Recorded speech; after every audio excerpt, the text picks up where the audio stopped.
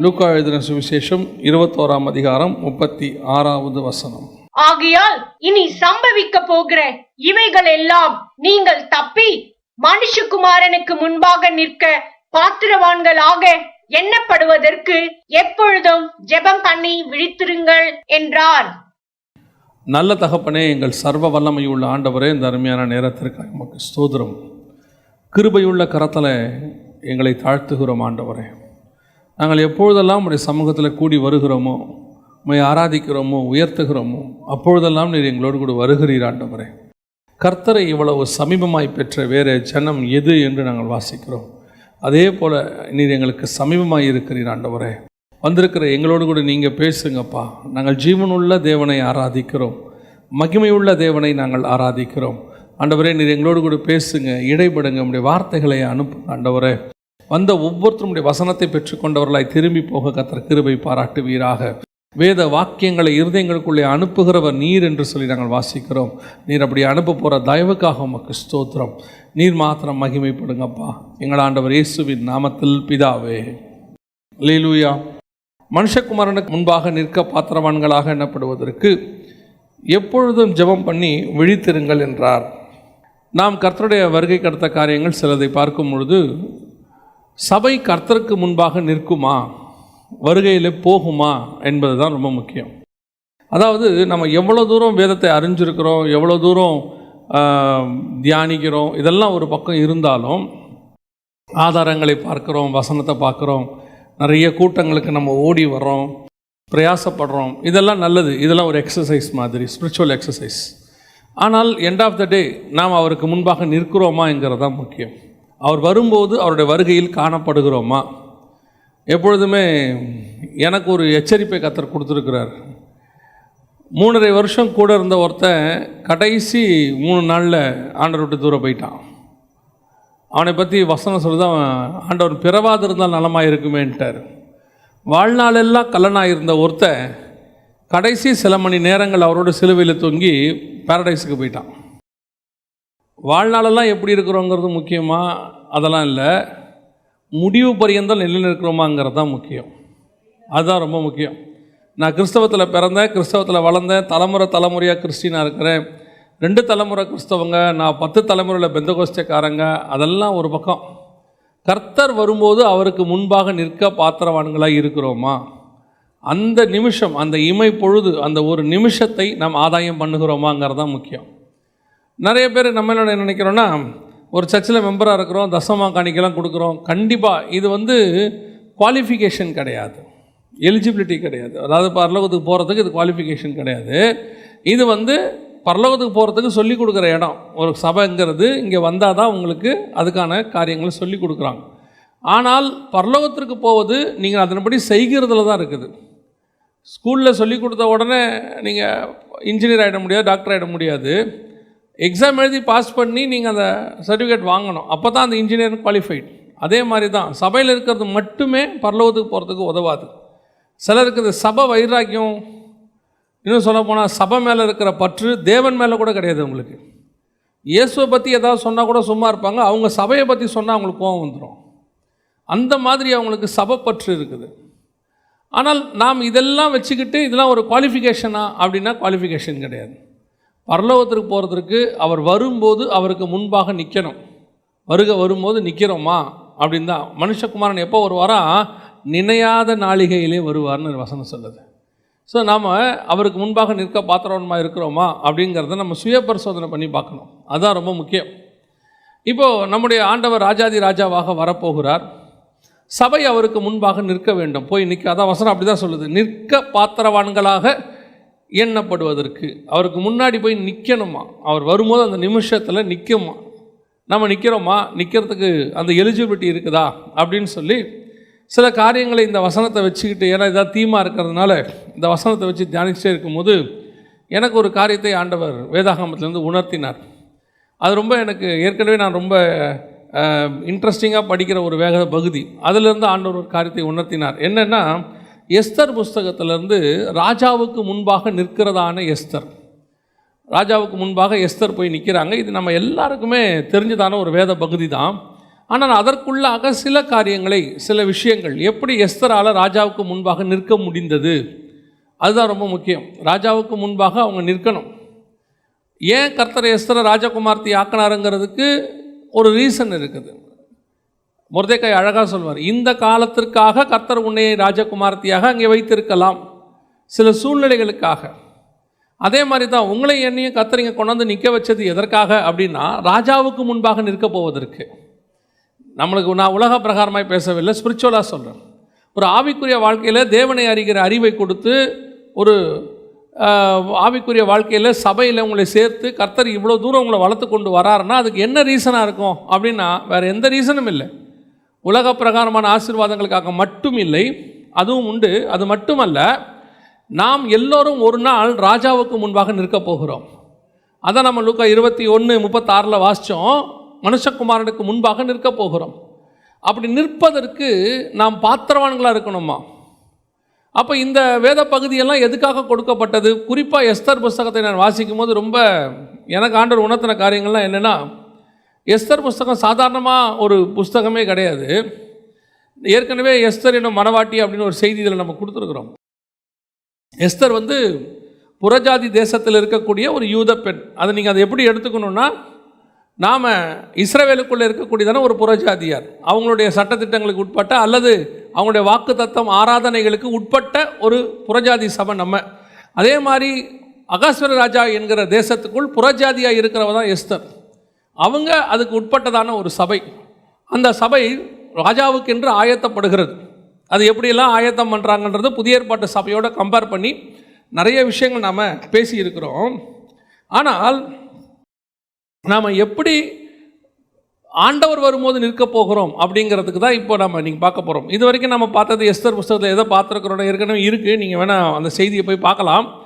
அது எஸ்தர் என்னும் மனவாட்டி அப்படிங்கிறதுல மனவாட்டி சபைக்கும் புதிய ஏற்பாட்டு சபைக்கும் எஸ்தருக்கும் என்ன ஒத்துமை இருக்குது, கம்பேரிசன் இருக்குது அப்படிங்கிறத பார்த்துருக்குறோம். இன்றைக்கி நம்ம என்ன பார்க்க போகிறோம் அப்படின்னா, மனுஷகுமாரனுக்கு நிற்க பாத்திரங்களாக இருக்கும்படிக்கு ஒரு சபை எப்படியெல்லாம் ஆயத்தப்பட வேண்டும் அப்படிங்கிறத பற்றி தான் நாம் பார்க்க போகிறோம். முதலாவதாக வாசிங்கள், எஸ்தரின் புஸ்தகம் 4ஆம் அதிகாரம் 16வது வசனத்தை வாசிங்கள். எஸ்தரின் புஸ்தகம் 4ஆம் அதிகாரம் 16வது வசனம். நீர் போய் சூசானில் இருக்கிற யூதரையெல்லாம் கூடி வர செய்து 3 நாள் அல்லும் பகலும் புசியாமலும் குடியாமலும் இருந்து எனக்காக உபவாசம் பண்ணுங்கள். நானும் என் தாதிமாரும் உபவாசம் பண்ணுவோம். இவ்விதமாக சட்டத்தை மீறி ராஜாவினிடத்தில் பிரவேசிப்பேன். ராஜா கிட்ட போய் நிற்கணும்னா ராஜாவுக்கு முன்னாடி நிற்கணும். எஸ்தர் ஒரு ராஜகுமாரத்தி. இதுக்கு முன்னாடியே ராஜகுமாரத்தியாக அவர் கொண்டு வந்துட்டார். அவர் வஸ்திக்கு பதிலாக எஸ்தர் செலக்ட் பண்ணப்பட்டாச்சு. எஸ்தர் செலக்ட் பண்ணப்பட்டாலும் அதுக்கு முந்தின அதிகாரத்தில் பார்த்தீங்கன்னு சொன்னால், ராஜா எஸ்தரின் மேல் பிரியமாக இருந்து அவர் என்ன பண்ணுறாராம், அவளை தன்னுடைய ராஜகுமாரத்தையே அவளை கொண்டு வந்து வச்சுக்கிறார். ஆனாலும் கூட எஸ்தர் இன்னும் என்னவாகவில்லை, ராஜாவினிடத்தில் பர்மிஷன் இல்லாமல் போக முடியாத இடத்துக்கு தான் இருக்கிறாங்க. எப்படி இருக்கிறாங்க? பெர்மிஷன் இல்லாமல் போக முடியாத இடத்துல தான் இருக்கிறாங்க. அந்த டிஸ்டன்ஸ் இன்னும் இருக்குது அவங்களுக்கு. இப்போது அவங்க சொல்கிறாங்க, ஒரு மாறாத சட்டம் உண்டு, அந்த சட்டத்தின்படி யாருமே ராஜா சொல்லாமல் உள்ளே என்ன செய்ய முடியாது, போக முடியாது. அப்படி போனால் சாவடிச்சிருவாங்க. ஆனால் அப்படி ஒரு நிலைமை இருக்கிறதுன்னு சொன்ன உடனே சில காரியங்களை மொர்தெக்காய் சொல்லுகிறார். சொன்ன உடனே எஸ்தர் சொல்கிறாங்க, சரி நான் போகிறேன், ஆனால் அதற்கு முன்பாக ஒரு காரியம் செய்யுங்கள். மொர்தெக்காயை பார்த்து சொல்கிறாங்க, நீங்கள் போய் 3 நாள் புசியாமலும் குடியாமலும் உபவாசம் இருங்கள். நானும் என் தாதிமாரும் என்ன செய்வோம், உபவாசம் இருப்போம். உபவாசம் இருந்துட்டு அதுக்கு பிறகு நான் ராஜா கிட்ட போகிறேன். இதுதான் ப்ரிப்பரேஷன். ராஜாவுக்கு சந்திக்க போகிறதுக்கான முதலாவது ப்ரிப்பரேஷன் என்ன அப்படின்னு கேட்டால், ராஜாவை சந்திப்பதற்கு முன்பதாக இவங்க ஒரு ப்ரிப்பரேஷன் பண்ணுறாங்க. எது? புசியாமலும் குடியாமலும் 3 நாள் நான் உபவாசம் இருப்பேன். ஃபாஸ்டிங் ப்ரேயரை பற்றி பேசுகிறாங்களா அப்படின்னு கேட்டிங்கன்னா, ஃபாஸ்டிங் ப்ரேயரை பற்றி மட்டுமல்ல, இதுக்கு பின்னாடி என்ன இருக்குது, ஒரு ஸ்பிரிச்சுவல் ப்ரிப்பரேஷன் இருக்குது. ராஜாவை பார்க்கறது நான் ஒரு விண்ணப்பத்துக்காக தான் போகிறேன், உலக பிரகாரமான ஒரு காரியத்தை கேட்க போகிறேன். அந்த உலக பிரகாரமான காரியத்தை நான் கேட்பதற்கு முன்பதாக எனக்குள் ஒரு ஆவிக்குரிய ஆயத்தம் இருக்கணும், ஒரு ஸ்பிரிச்சுவல் ப்ரிப்பரேஷன். அது எங்கே இருக்குது? உள்ளே தான் இருக்குது. நாங்கள் போய் இருப்போம். பாருங்கள், ராஜாவை சந்திக்கிறதுக்கு முன்னாடி நம்ம என்ன நினைப்போம்? இப்போ யாராவது ஒரு பெரிய மனுஷர் மீட்டிங் கூப்பிட்டாரு, ஒரு அரசாங்க விழாவோ அல்லது பிரதமர் வந்து ஒரு பரம்வீர் சக்ரா இந்த மாதிரிலாம் கிஃப்ட் கொடுப்பாங்க, ஜனாதிபதிலாம் கொடுக்க போகிறாங்கன்னொடனே நாம் அதுக்கு 3 நாள் ப்ரிப்பேர் ஆவோம். அதுக்கு 3 நாள் என்ன செய்வோம்? என்ன ட்ரெஸ் போட போகிறோம், என்ன பண்ண போகிறோம், எல்லாத்தையும் வச்சு நம்ம ப்ரிப்பேர் ஆகும். ப்ரிப்பேர் ஆகும்போது நாம் அந்த 3 நாட்களும் நம்முடைய முகம் சோகமடையாமல் இருக்கிறதுக்கு பார்த்துப்போம். அதுக்கு நம்ம என்னென்ன முகத்துக்கு பண்ணுறோங்கிறது வேறு விஷயம், அது ஒரு பக்கம் இருக்கட்டும், அந்த ப்ரிப்பரேஷன் வேறு. ஆனால் 3 நாள் உபவாசம் இருந்தால் என்ன ஆகும்? ஆட்டோமேட்டிக்காக உபவாசம் இருந்தால் என்ன ஆகும்? சரீரம் கண்டிப்பாக என்னவாகும்? பலவீனமாகும். சரீரம் கண்டிப்பாக பலவீனமாகும். ஆனால் எஸ்தருக்கு தெரிகிறது, நான் ராஜாவை பார்க்க போகிற விஷயம், என் சரீரம் பலவீனப்பட்டாலும் என் முகம் வாட்டமாக இருந்தாலும் அதை விட முக்கியமான விஷயத்தை நான் பார்க்க போகிறேன். அப்பொழுது எனக்கு தேவை ஒரு ஆவிக்குரிய ஆயத்தம் என்பது எனக்கு அவசியப்படுகிறது. இன்றைக்கி ஆவிக்குரிய ஆயத்தம் இல்லாமல் தான் மிச்சம் எல்லாம் நடக்குது. நம்ம ப்ரேயர் பண்ணுறது வேறு. இப்போ போய் ராஜா கிட்ட அந்தம்மா விண்ணப்பம் பண்ண போகிறாங்க, ஒரு முக்கியமான காரியத்தை கேட்க போகிறாங்க. ஆனால் அந்த ப்ரேயருக்கு முன்னாடி நான் ஆயத்தப்பட்டிருக்கணும். என் ஜெபம் கேட்கப்படுவதற்கு முன்பதாக எனக்குள் ஒரு பர்சனல் ப்ரிப்பரேஷன் இருக்கணும். அது இல்லாமல் நீங்கள் எப்படிப்பட்ட விண்ணப்பத்தை ஏறெடுத்தாலும் உங்களுக்கு பதில் கிடைப்பது கடினம். ஒரு விஷயம் பெருசாக ஆக ஆக நம்முடைய ஸ்பிரிச்சுவல் ப்ரிப்பரேஷனும் அதிகமாகணும்.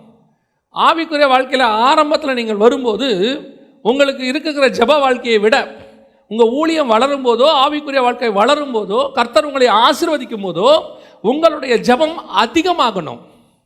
நம்ம எப்பவுமே என்ன சொல்லுவோன்னா, ஆசீர்வாதம் வந்த பிறகு ஜெபிக்கிறதுக்கு நேரம் இல்லைம்போம். நாங்கள் பிஸியாக இருக்கிறோம், முந்தி மாதிரி டைம் கிடைக்கிறதே இல்லை. முந்தியெல்லாம் மாதத்துக்கு 3 நாள் ஃபாஸ்டிங் போடுவோம், இப்போலாம் டைம் இல்லை. ஏன்? கர்த்தர் ஊழியத்தில் பிஸியாக வச்சுருக்கிறாரு. எங்களுக்கு கர்த்தர் ஒரு வேலை கொடுத்தாரு, அந்த வேலை ரொம்ப பிஸி, ஜெபம் பண்ணுறதுக்கு கூட நேரம் இல்லை. அப்படின்னா உங்களுடைய ஆவிக்குரிய வாழ்க்கையில் ஒரு பலவீனம் வர ஆரம்பிச்சிருச்சுன்னு அர்த்தம். அடுத்த கட்டத்துக்கு நீங்கள் போகிறது கஷ்டம். பல நேரங்களில் அதான் நடக்குது. ஒரு பர்சனல் ப்ரிப்பரேஷன் இல்லை, ஆவிக்குரிய ப்ரிப்பரேஷன் கிடையாது. ஒரு ஆரம்ப காலத்தில் ஊழியத்துக்கு போகும்போது நாங்கள்லாம் எங்களுக்கு டைம் இருக்கும்போது அதுக்குன்னு தனியாக ஒரு ப்ரேயர் டைம்னு வச்சுருப்போம். அதாவது அந்த மீட்டிங்குன்னே ஒரு ப்ரேயர் டைம், தனி ஜெபம் மட்டும் இல்லை. இப்போ ஒரு கன்வென்ஷன் இருக்குதுன்னா அதுக்குன்னு ஒரு தனி ஒரு நாள் உபவாசம் போடலாம், 2 நாள் உபவாசம் போடலாம். மீட்டிங்ஸ் அதிகமாக ஆக ஆக நிறைய பேரால் ஜெபம் பண்ணவே முடியறதில்ல. ஆண்டவர் என்ன சொல்கிறாரு, சில நேரங்களில் இந்த மாதிரி ஊழியம் அதிகமாகும் போது நிறைய ஊழியக்காரங்கிட்ட பேசும்போது நான் கேள்விப்பட்டிருக்கிறேன். அவங்க சொல்லுவாங்க, இப்போல்லாம் உட்காந்து முந்தி மாதிரி பைபிள் வாசிக்கவே நேரம் இல்லைங்க, அர்ஜென்ட்டாக வாசிக்க வேண்டியிருக்கு. காலையில் ஒரு மீட்டிங், மத்தியானம் ஒரு மீட்டிங், சாயங்காலம் ஒரு மீட்டிங். வீழ்ச்சி, ஆவிக்குரிய வீழ்ச்சி. ஓடணும். இயேசு கிறிஸ்து காலையிலேருந்து சாயங்காலம் வரைக்கும் என்ன பண்ணுறாரு? ஊழியம் பண்ணுறாரு. அதிகாலையிலே அவர் தேடி வந்துடுறாங்க, ராத்திரியில் லேட் நைட் வரைக்கும் பண்ணிகிட்டு இருக்கிறார். ஆனால் வசனம் சொல்லுது, ரா முழுவதும் அவர் ஜெபித்து கொண்டு இருந்தார். காலையில் போய் அவரை தேட போகிறாங்க, அதிகாலையில் அவர் வனாந்தரத்தில் ஜெபித்து கொண்டு இருந்தார். Personal preparation is very important. தனிப்பட்ட முறையில் தேவனோடு கூட ஆயத்தப்படுதல் என்பது முக்கியம். ஒரு ஆசீர்வாதத்தினுடைய ஸ்டேஜுக்கு வந்த பிறகு நம்ம செட்டில் ஆகிட்டோம், இதுக்கு மேலே பிரச்சனை இல்லை, நம்ம ஓடலான்னு சொல்லும் போது ரொம்ப சீக்கிரத்தில் நீங்கள் ஒன்று அந்த ஸ்டேஜிலேருந்து கீழே வருவீங்க, இல்லை உங்கள் லைஃப் அந்த ஸ்டேஜோட முடிஞ்சு போயிடும். அதுக்கு அடுத்த ஸ்டேஜுக்கு போகாது. ஏன் உங்களுக்கு அடுத்த ஸ்டேஜுக்கு போக முடியல? நிறைய பேரோட ஊழியம் அப்படியே வளர்ந்துக்கிட்டே வரும், ஒரு ஸ்டேஜில் நின்றுடும், அதுக்கப்புறம் இருக்காது. ஏன் இல்லை அப்படின்னு கேட்டிங்கன்னா, அந்த ஸ்டேஜோட அவங்களுடைய பர்சனல் ஸ்பிரிச்சுவல் லைஃப் ஸ்டாக் ஆயிடுச்சுன்னு அர்த்தம். அவங்க அப்படியே கொஞ்சம் கொஞ்சமாக நின்றுட்டாங்கன்னு அர்த்தம். ஊழியம் இருக்கும், ஆனால் நான் அதில் குற்றமாக சொல்லலை. நான் சில நேரங்களில் ஃபாதர் பெர்க்மேன்ஸை பார்த்து ரொம்ப ஆச்சரியப்படுவேன். 40 வால்யூமை தாண்டியும் இன்னும் பாட்டு அந்த ப்ரெசன்ஸோடையே இருக்குது பாருங்க. இன்றைக்கும் பாட்டு ப்ரெசன்ஸோடையே இருக்குது. காரணம் என்ன அப்படின்னு கேட்டிங்கன்னா, அவருடைய ஆவிக்குரிய வாழ்க்கையினுடைய வெளிப்பாடு தான் வெளியே பாட்டு. நான் உள்ளே எவ்வளோ தூரம் கர்த்தர் கூட இருக்கிறேனோ அவ்வளோ தூரம் என் ஊழியத்தில் வெளியே மகிமை இருக்கும். உள்ளே இல்லாமல் மகிமை வெளியே இருக்காது. வெறும் டேலண்ட்டை வச்சுக்கிட்டு நீங்கள் ப்ரூவ் பண்ண முடியாது, கொஞ்ச நாள் தான் ஓடும். உள்ளுக்குள்ளே எவ்வளோக்கு எவ்வளோ தேவனோடு கூட காத்து கொண்டிருக்கிறீர்களோ, ஸ்பெண்ட் பண்ணுறீங்களோ, அவ்வளோக்கு அவ்வளோ ராஜாவின் இடத்துல நீங்கள் பிரவேசிப்பது எளிது, பதிலை வாங்குவது ஈஸி. அதுதான் நிறைய பேர் என்ன செய்கிறாங்கன்னா அதற்கு பிறகு இதுக்கு டைம் ஸ்பெண்ட் பண்ணுறாங்க. நம்ம போன மீட்டிங் ரொம்ப சக்ஸஸ் ஆயிடுச்சு, அடுத்த மீட்டிங் என்ன பண்ணணும், இதை விட இன்னும் கொஞ்சம் ப்ரிப்பேர் பண்ணணும், அப்புறம் நிறைய போஸ்டர் போடணும், நிறைய பேம்ப்ளெட் போடணும், இல்லை நிறைய புது வால்யூம், போன வால்யூம் பயங்கரமாக சக்ஸஸ் ஆயிடுச்சு பாட்டு, அடுத்த வால்யூம் இன்னும் கொஞ்சம் நிறைய இன்ஸ்ட்ருமெண்ட் போடணும், கிராண்டாக பண்ணணும், நிறைய என்னென்ன புது விதமான மியூசிக் இருக்கோ எல்லாத்தையும் யூஸ் பண்ணணும். இது எல்லாம் ரெண்டாவது தான். இவ்வளத்தையும் சக்ஸஸ் பண்ணுறது எங்கே இருக்குதுன்னு கேட்டால் உன் அறைக்குள்ளே தான் இருக்கிறது. உள்ளுக்குள்ள உன் ஸ்பிரிச்சுவாலிட்டி எவ்வளவு இருக்குதோ அவ்வளவு தூரம் தான் உங்கள் ஆவிக்குரிய வாழ்க்கையோ ஊழியமோ வெளியே பிரகாசிக்கும், இல்லாமல் பிரகாசிக்காது. பாருங்க, யோசித்து பாருங்க. ராஜாவுக்கு பிடிச்ச ராஜஸ்திரி, அவர் சொல்றாரு வஸ்திக்கு பதிலாக எஸ்தரை உடனே செலக்ட் பண்ணி கிரீடத்தை தலையில் வச்சுட்டான். யாரு? ராஜா வச்சுட்டார். அந்த அளவுக்கு எஸ்தரை பிடிச்சிருச்சு. ஆனாலும் கூட எஸ்தர் சொல்றா, நான் ராஜாவை பார்க்க போறேன், எனக்காக நீங்களும் ஜெபம் பண்ணுங்க, நானும் ஜெபம் பண்றேன், ப்ரிப்பேர் பண்ணிட்டு நான் அப்புறமா உள்ளே போகிறேன். எத்தனையோ பேர் இன்னைக்கு ஜெபிக்க கூட இல்லாமல் அப்படியே ஏறி பிரசங்க மேடையில் நிற்கிறது. எத்தனையோ பேர் ஜெபிக்கிறதே கிடையாது, நேராக வந்து பிரசங்க மேடையில் நிற்கிறது. எதுக்கு சொல்கிறேன்? எப்பவுமே சரி, கர்த்தருடைய வார்த்தை கர்த்தரிடத்துலேருந்து வாங்கி கொடுக்கறதுக்கும் ஆல்ரெடி ப்ரிப்பேர்டான வார்த்தையை கொண்டு போய் கொடுக்கறதுக்கும் டிஃபரன்ஸ் இருக்குது. அப்போ ஒரு பிரசங்கத்தை இன்னொரு வாட்டி கொடுக்கக்கூடாது, அப்படி இல்லை. கர்த்தர் அந்த பிரசங்கத்தை இன்னொரு இடத்துல கொடுக்க சொன்னார்னா கொடுக்க சொல்லலாம், ஏன்னா ரெண்டுமே ஆவியானவர் கொடுத்தது தான். ஆனால் ஒரு சிலர்லாம் 52 வாரத்துக்கு பிரசங்கத்தை வாங்கி வச்சுருப்பாங்க. அந்த மாதிரி நிறைய பேர் உங்கள் ஆவிக்குரிய வாழ்க்கையிலே சொல்கிறேன், ஒவ்வொருத்தருக்கும் ஒரு புது அனுபவம் இருக்குது, ஒவ்வொரு நாளுக்கு ஒரு புது அனுபவம் இருக்குது. அதை கர்த்தர்கிட்ட வாங்கணும். நாம் என்ன செய்வோம்னா அதை வாங்க மாட்டோம், அதுக்கு ஒரு ஆயத்தம் வேணும். அந்த prepared food always prepared food தான். அந்த காத்திருந்து தேவ சமூகத்தில் கொண்டு வரது. ஆயத்தம் இல்லாமல் போய் நேராக ஷாப்பிங் பண்ணிவிட்டு ஜாலியாக ஊர் சுற்றிட்டு நேராக போய் மேடையில் நிற்கிறதுங்கிறது வந்து பண்ணலாம், ஆனால் கண்டிப்பாக ரிசல்ட் கொடுக்காது. ராஜா பிரியப்பட மாட்டார். நம்ம ராஜா ஒருத்தர் உட்காந்துருக்கிறார், அவர் பார்த்துக்கிட்டே இருக்கிறார், அவர் பிரியப்பட மாட்டார். மேபி ஒரு சிலர் வந்து சொல்லுவாங்க பிரசங்கம் சூப்பராக இருந்துச்சுன்னு சொல்லுவாங்க. அது மோசே மலையை அடித்த மாதிரி தான். மோசே கண்மலையை அடித்த உடனே ஜனங்க வந்து தண்ணி குடித்தாங்க, ஆடு மாடு குடிச்சிச்சு, எல்லாம் குடிச்சிச்சு. மோசே ஃபெயிலியர். ஆண்டவர் சொன்னார், நீங்கள் ஜனங்களுக்கு முன்பாக என்ன பண்ணிட்டீங்க, என்னுடைய பேரை நீங்கள் கெடுத்துட்டீங்க, அதனால் நீங்கள் கானானுக்கு போக மாட்டீங்கன்ட்டார். அந்த மாதிரி தான் சில நேரத்தில் நம்ம ஊழியம் தப்பாக பண்ணிடுறோம். கர்த்தர் அதை வச்சு யாரையோ ஒருத்தரை கழுத பேசுகிறத வச்சு கிரியை செஞ்சிடுறார். ஆனால் நாம் சக்ஸஸ் ஆனோமா? எஸ்தர் போன நோக்கம் நிறைவேறிச்சா? இல்லை. எஸ்தர் போகிற நோக்கம் நிறைவேறணும்னா முன்னாடி ஆயத்தம் இருக்கணும். யோவான் எழுதின சுவிசேஷம் 10ஆம் அதிகாரம் 9வது வசனத்தை வாசிங்க. யோவான் 10:9 வாசிங்க. நானே வாசல், என் வழியாய் ஒருவன் உட்பிரவேசித்தால் அவன் ரட்சிக்கப்படுவான், அவன் உள்ளும் புறமும் சென்று. ரொம்ப முக்கியமான வார்த்தை பாருங்க. ஒரு ஊழியக்காரனுக்கு, ஒரு ஆவிக்குரியவனுக்கு கர்த்தர் கொடுக்கிறதான ஒரு காரியம் என்னன்னா, அவன் உள்ளும் புறமும் சென்று மேய்ச்சலை கண்டடைவான். அதென்ன உள்ளும் புறமும் மேய்ச்சலை கண்டடைவான்? மேய்ச்சல் வெளியே தானே எப்பவுமே. ஆட்டுக்கு மேய்ச்சல் எங்கே இருக்குது? வெளியே இருக்குது. நீங்கள் ஆடு மேய்க்கிறவங்கிட்ட கேட்டிங்கன்னா சொல்லுவாங்க, பட்டியில் அடைச்சிருப்பாங்க ஆட்டை. காலையில் கொண்டு வந்து ஆட்டை திறந்து வெளியே விடுவாங்க. எதுக்காகனா மேய்ச்சலுக்கு அப்படிம்பாங்க. அப்போ மேய்ச்சல் எங்கே இருக்குது? வெளியே இருக்குது. அதென்ன உள்ளும் புறமும் மேய்ச்சல். ஏசு சொல்கிறார், வெளியே மேய்ச்சலை கண்டடைவான்னு சொல்லலை, உள்ளும் புறமும் மேய்ச்சல். அதோடைய அர்த்தம் என்ன? நீ ஊழியக்காரனாக இருப்பாயானால், ஆவிக்குரியவனாக இருப்பாயானால், முதலில் தேவ சமூகத்தில் உள்ளே ஒரு மேய்ச்சல் இருக்கிறது. உள்ளே உட்காந்து ஒரு மேய்ச்சலை கண்டடையணும். உள்ளே உட்காந்து கர்த்தரிடத்துல வார்த்தையை வாங்கணும். உள்ளே உட்காந்து தேவ சமூகத்தினுடைய சத்தத்தை கேட்கணும். உள்ளே உட்காந்து அவருடைய பிரசன்னம் முகத்தில் வரணும். அந்த மேய்ச்சலை கொண்டு போய் வெளியே மேயணும். நான் சொல்றது புரியுதா? தேவ சமூகத்தில் உட்காந்து கர்த்தரிடத்துலேருந்து ஒரு வார்த்தையை வாங்கி கொண்டு வந்து, இப்போ நம்ம வெளியே மேயறதுன்னா என்ன? ஆத்தும அறுவடை, ஜனங்களை ஆதாயம் பண்ணுறது. வெளியே ஜனங்களை நீ ஆதாயம் பண்ண வேண்டும் என்றால் முதலில் நீ தேவ சமூகத்தில் போய் மேய்ச்சல் அடையணும், அவர்கிட்ட மேயணும். எனக்கு என்ன கொடுக்குறீங்க ஆண்டவரே? அதான் என்னை புல்லுள்ள இடங்களில் மேய்த்து அமர்ந்த தண்ணீரண்டையில் நடத்துகிறான். முதல்ல நான் சாப்பிடணும், ஆண்டவர்கிட்ட நான் வாங்கணும், அதை நான் குடிச்சு அந்த சாப்பாடை கொண்டு போய் யார்கிட்ட கொடுக்கணும்? ஜனங்கிட்ட கொடுக்கணும். அதுதான் உண்மையான மேய்ச்சல். ஜனங்கள் ரட்சிக்கப்படுவார்கள். இன்னைக்கு வெளியே மேயறதுக்கு நம்ம ரெடியாக இருக்கிறோம். வெளியே மீட்டிங் கேட்கணும்னு கொடுக்கறதுக்கு ரொம்ப ரெடி, பிஸி. 52 வாரமும் மீட்டிங் கொடுக்க ரெடியாக இருக்கிறோம். 365 நாளும் ஊழியம் பண்ணுறதுக்கு ரெடியாக இருக்கிறோம். என்ன மீட்டிங்க்கு அங்கே கூப்பிட்றாங்க, இங்கே கூப்பிட்றாங்க, ரொம்ப சந்தோஷம், அதில் எந்த மாற்று கருத்தும் இல்லை. இது எல்லாம் வெளியே மேய்ச்சல். உள்ளே மேயிறோமா? வெளியே நீ எவ்வளவுக்கு எவ்வளவு தேவ சமூகத்தை விட்டுட்டு வெளியே போறீங்களோ அவ்வளவுக்கு அவ்வளவு உன் வார்த்தையிலிருந்து வல்லமை குறைஞ்சிக்கிட்டே வரும். இந்த பேட்டரி ரீசார்ஜ் பண்ணுறது இருக்குல்ல, ஃபோன் ரீசார்ஜ், அந்த மாதிரி உங்கள் ஸ்பிரிச்சுவல் ரீசார்ஜுங்கிறது உள்ளே இருக்குது. உள்ளே உட்காந்து நீங்கள் எவ்வளவு ரீசார்ஜ் ஆகிறீங்களோ அவ்வளவு தான் வெளியே கிடைக்கும். நிறைய பேருக்கு உள்ளே உட்காந்து ரீசார்ஜ் பண்ணுறதுக்கு இஷ்டம் இல்லை, ஜெபம் பண்ணுறதுக்கு இஷ்டம் இல்லை, பைபிள் வாசிக்க இஷ்டம் இல்லை, தேவ சமூகத்தில் காத்திருந்து தியானிக்க இஷ்டம் இல்லை, கர்த்தர் சத்தத்தை கேட்க இஷ்டம் இல்லை. They don't want to spend the time inside the God's presence. தேவ சமூகத்துக்குள் அவர்கள் நேரம் செலவிட அவர்களுக்கு விருப்பம் இல்லை. ஆனால் உட்காந்து மணிக்கணக்கில் பிரசங்கம் பண்ண இஷ்டம், பாட்டு பாட இஷ்டம், யாரு கூடயாவது உட்காந்து பேசுறதுக்கு இஷ்டம், யாராவது புகழ்றாங்கன்னா உட்காந்து அவங்க மத்தியில் உட்காந்துக்கிட்டு அரை மணி நேரம் அவங்க புகழ்ச்சியை கேட்கறதுக்கு இஷ்டம். ஆனால் நீ எவ்வளவுக்கு எவ்வளவு உள்ளே உட்கார்றீங்களோ அவ்வளவுக்கு அவ்வளவுதான் வெளியே பிரசன்ஸ். மேலே மலையில் மோசே இருந்து அந்த முகத்தில் பிரகாசம் வந்தாதான் அது ஜனங்கள் மேலே பிரகாசிக்கும், இல்லைன்னா கஷ்டம். ஆண்டவர்கிட்ட வார்த்தையை வாங்காமல் ஜனங்கிட்ட பேச முடியாது. ஆண்டவர்கிட்ட போய் நீ உட்காந்தினாதான் ஜனங்களுக்கே ஓ மேலே பயம் வரும். கர்த்தருக்கு முன்பாக நிற்கிற நான் எளிய கர்த்தருக்கு முன்பாக நின்னாதான் ஆகாப்புக்கு இவன் மேலே பயம் வரும். கர்த்தருக்கு முன்பாக இவன் நிக்காட்டி ஆகாப்புக்கு பயம் வராது.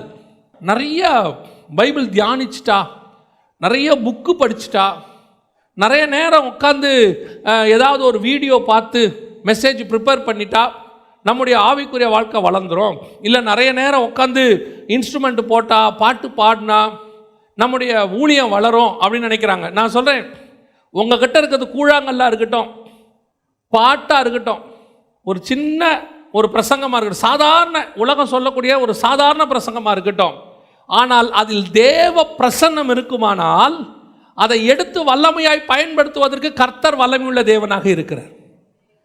பாருங்க, இன்னைக்கு எவ்வளவு டீப்பாக செய்தி கொடுக்குறவங்க எத்தனையோ பேர் இருக்கிறாங்க.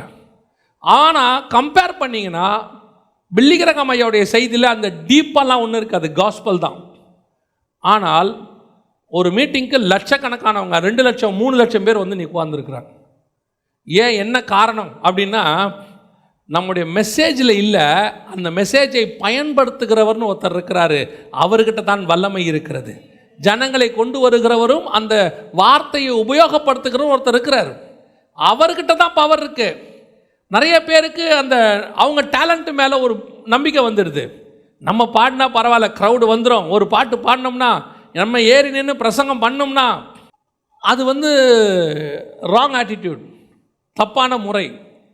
ஊழியக்காரனை பார்த்து ஜனங்கள் சபைக்கு வரக்கூடாது, கர்த்தரை பார்த்து சபைக்கு வரணும். அந்த ஊழியக்காரனை பார்த்து வந்தாங்கன்னா ஊழியக்காரன் போனால் அவங்களும் போயிடுவாங்க. அவங்க கர்த்தரை பார்த்து வந்தாங்கன்னா யார் போனாலும் அவர்கள் சபையிலே நிற்பார்கள். இன்னைக்கு அந்த அதான் அஃப்கோர்ஸ் கர்த்தர் ஊழியக்காரனை பயன்படுத்துகிறாரு.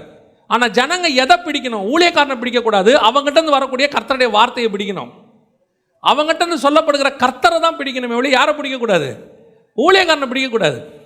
அப்போ இதுக்கு என்ன வேணும்? என்னுடைய ப்ரிப்பரேஷன், நான் உள்ள ப்ரிப்பேர் ஆகணும். நான் ப்ரிப்பேர் ஆகி வந்து நின்னேன்னா ஜனங்கள் என்னை அல்ல, என் மூலமாக வருகிற தேவனை பிடித்துக் கொள்வார்கள். இன்னைக்கு அதுதான் ரொம்ப இம்பார்ட்டன்ட். உள்ளும் புறமும் மேய்ச்சலை கண்டடையணும். ஃபர்ஸ்ட் உள்ளே போய் உட்காருங்க. உங்களுடைய அது ஆவிக்குரிய வாழ்க்கையில் நிறைய பேர் சொல்லுவாங்க, ஏதோ தெரிலங்க, எங்களுக்கு பிரச்சனை மேலே பிரச்சனை வந்துக்கிட்டே இருக்குது, போராட்டம் மேலே போராட்டம் வந்துக்கிட்டே இருக்குது, என்னன்னே தெரியல. நாங்களும் நல்லா ஜெபம் பண்ணிட்டோம், நாங்களும் அதுக்கப்புறம் ஊழியக்காரங்களாம் பார்த்து ஜெபம் பண்ணுறோம். நிறைய ஊழியக்காரங்க எங்களுக்கு ப்ராஃபஸி கூட சொன்னாங்க, இந்த வருஷம் சரியாயிரும்னு, எங்களுக்கு சரியாகலை. நான் சொல்கிறேன், ஊழியக்காரங்க சொல்கிற ப்ராஃபஸியை நான் தப்பா சரி அதெல்லாம் நான் சொல்ல வரவே இல்லை. எது சொன்னாலும் அது நிறைவேற வேண்டுமானால் உங்ககிட்ட ஒரு ஆயத்தத்தை கர்த்தர் எதிர்பார்க்கிறார். நீங்கள் காத்திருக்கணும். நீங்கள் காத்திருக்காமல் அது சக்ஸஸ் ஆகாது. நீங்கள் உள்ள டைம் ஸ்பெண்ட் பண்ணுங்கள், வெளியே கர்த்தர் பெரிய அற்புதத்தை செய்வார். அதான் அந்தரங்கத்தில் செய்யப்படுகிற ஜெபத்திற்கு வெளியரங்கமாய் பிதா என்ன செய்வாரா? பலன் கொடுப்பார். அந்த உள்ளான ப்ரிப்பரேஷன் ரொம்ப முக்கியம். இன்றைக்கி கடைசி காலத்தில் இங்கே அப்போல்லாம் சொல்லி தருவாங்க ஊழியக்காரங்க, 1 மணி நேரம் பிரசங்கம் பண்ண போகிறீங்கன்னா 2 மணி நேரம் ஜெபம் பண்ணும்பாங்க. அப்போ சொல்லி தருவாங்க, 1 மணி நேரம் நீங்கள் பிரசங்கம் பண்ண போகிறீங்கன்னா 2 மணி நேரமாக தேவ சமூகத்தில் என்ன செய்யணுமா? காத்திருக்கணும். அப்போ தான் அந்த ஜெபத்தில் அந்த பிரசங்கத்தில் ஒரு வல்லமை இருக்கும்பாங்க. இப்போ அப்படி இல்லை. 2 மணி நேரம் பிரசங்கம் பண்ணுறாங்க. ஒரு சிலராக நீ கேட்டேன் 3 மணி நேரம் பிரசங்கம் பண்ணுறாங்க. ரொம்ப சந்தோஷமாக இருந்துச்சு. அப்போ எவ்வளோ நேரம் காத்திருக்கணும்? 6 மணி நேரம் காத்திருக்கணும். காத்திருந்தால் தான் அந்த 3 மணி நேரம் பிரசங்கத்தில் வெளிப்பாடு இருக்கும். நீ எப்பேற்பட்டதான பயங்கரமான என்சைக்ளோபீடியாவை படிச்சுட்டு வந்து, இல்லை நீங்கள் எப்பேற்பட்ட கமெண்ட்ரிஸை படித்து மிகப்பெரிய ஊழியக்காரனுடையதான தாட்ஸ் எல்லாம் எடுத்து பைபிள்ல இருந்தோ அல்லது புக்கில் இருந்தோ அப்படியே கொண்டு வந்து கோட்டெல்லாம் பண்ணி அப்படி 2 கதையை சொல்லி நல்ல பாட்டு பாடி ஜனங்களை கவர் பண்ணலான்னு நினைச்சாலும் கர்த்தர் உன்னோடு கூட இல்லாவிட்டால் அது அத்தனையும் விருதா, வேஸ்ட். உன்னுடைய டேலண்ட் எல்லாம் கர்த்தருக்கு முன்பாக குப்பை. அந்த டேலண்ட்டை கர்த்தர் பயன்படுத்தினால் மட்டும்தான் அது ஆசீர்வாதமாக முடியும்.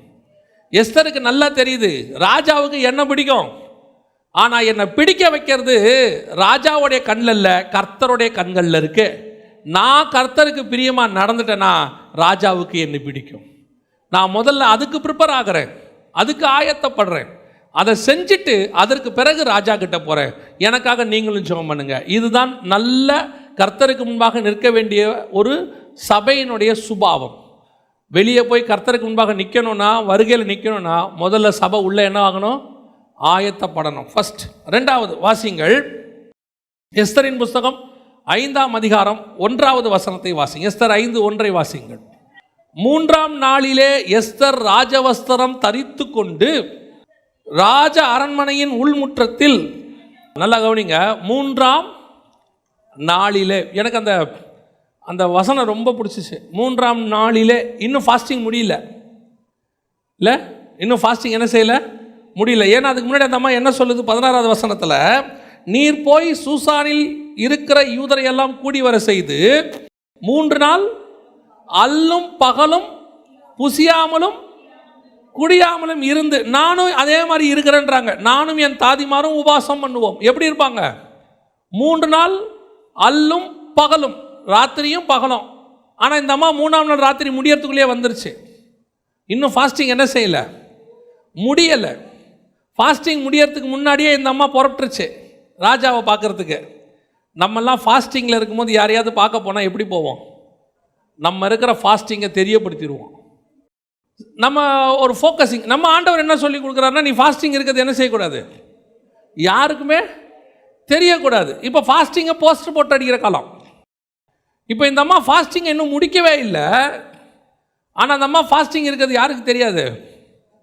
ராஜாவுக்கெல்லாம் தெரியாது. ராஜவஸ்திரம் தரித்து கொண்டு தன்னால் முடிஞ்ச வரைக்கும் ராஜாவுக்கு பிரியமா. அதில் மிக முக்கியமான ஒரு காரியம் ராஜவஸ்திரம் தரித்து கொண்டு. இந்த ராஜாவுக்கு என்ன வஸ்திரம் பிடிக்குமோ அந்த வஸ்திரத்தை நான் போட்டுட்டு போனோம். ராஜாவுக்கு முன்பாக நிற்கணும்னா வசனம் தெளிவாக சொல்லுது, நீங்கள் ராஜாவுக்கு முன்பாக நிற்கும்படி ராஜவஸ்திரம் தரித்து கொண்டு போனால் தான் ராஜா கிட்ட நிற்க முடியும். இப்போ கல்யாண விருந்துக்கு கூப்பிட்றவங்களே ஆண்டவர் என்ன சொல்கிறாரு? கல்யாண வஸ்திரம் இல்லாதவன் கல்யாண விருந்துக்கு என்ன செய்யக்கூடாது, வரக்கூடாது. அப்போது இந்த வஸ்திரம் என்பது ரொம்ப முக்கியம். மணவாட்டி சபையினுடைய 2வது குவாலிட்டி, கர்த்தர் உனக்கு ஒரு வஸ்திரம் கொடுத்துருக்கிறார், ராஜ வஸ்திரம் கொடுத்துருக்கிறார். நம்ம ராஜாக்களும் ஆசாரியருமாய் கர்த்தர் என்ன பண்ணியிருக்கிறாரு, மாற்றி இருக்கிறார், அழைத்திருக்கிறார். அந்த அழைப்புக்கு ஏற்ற வஸ்திரம் உன்னிடத்துல உண்டு. அந்த வஸ்திரத்தை போட்டு கொண்டு போய் எங்கே நிற்கணும்?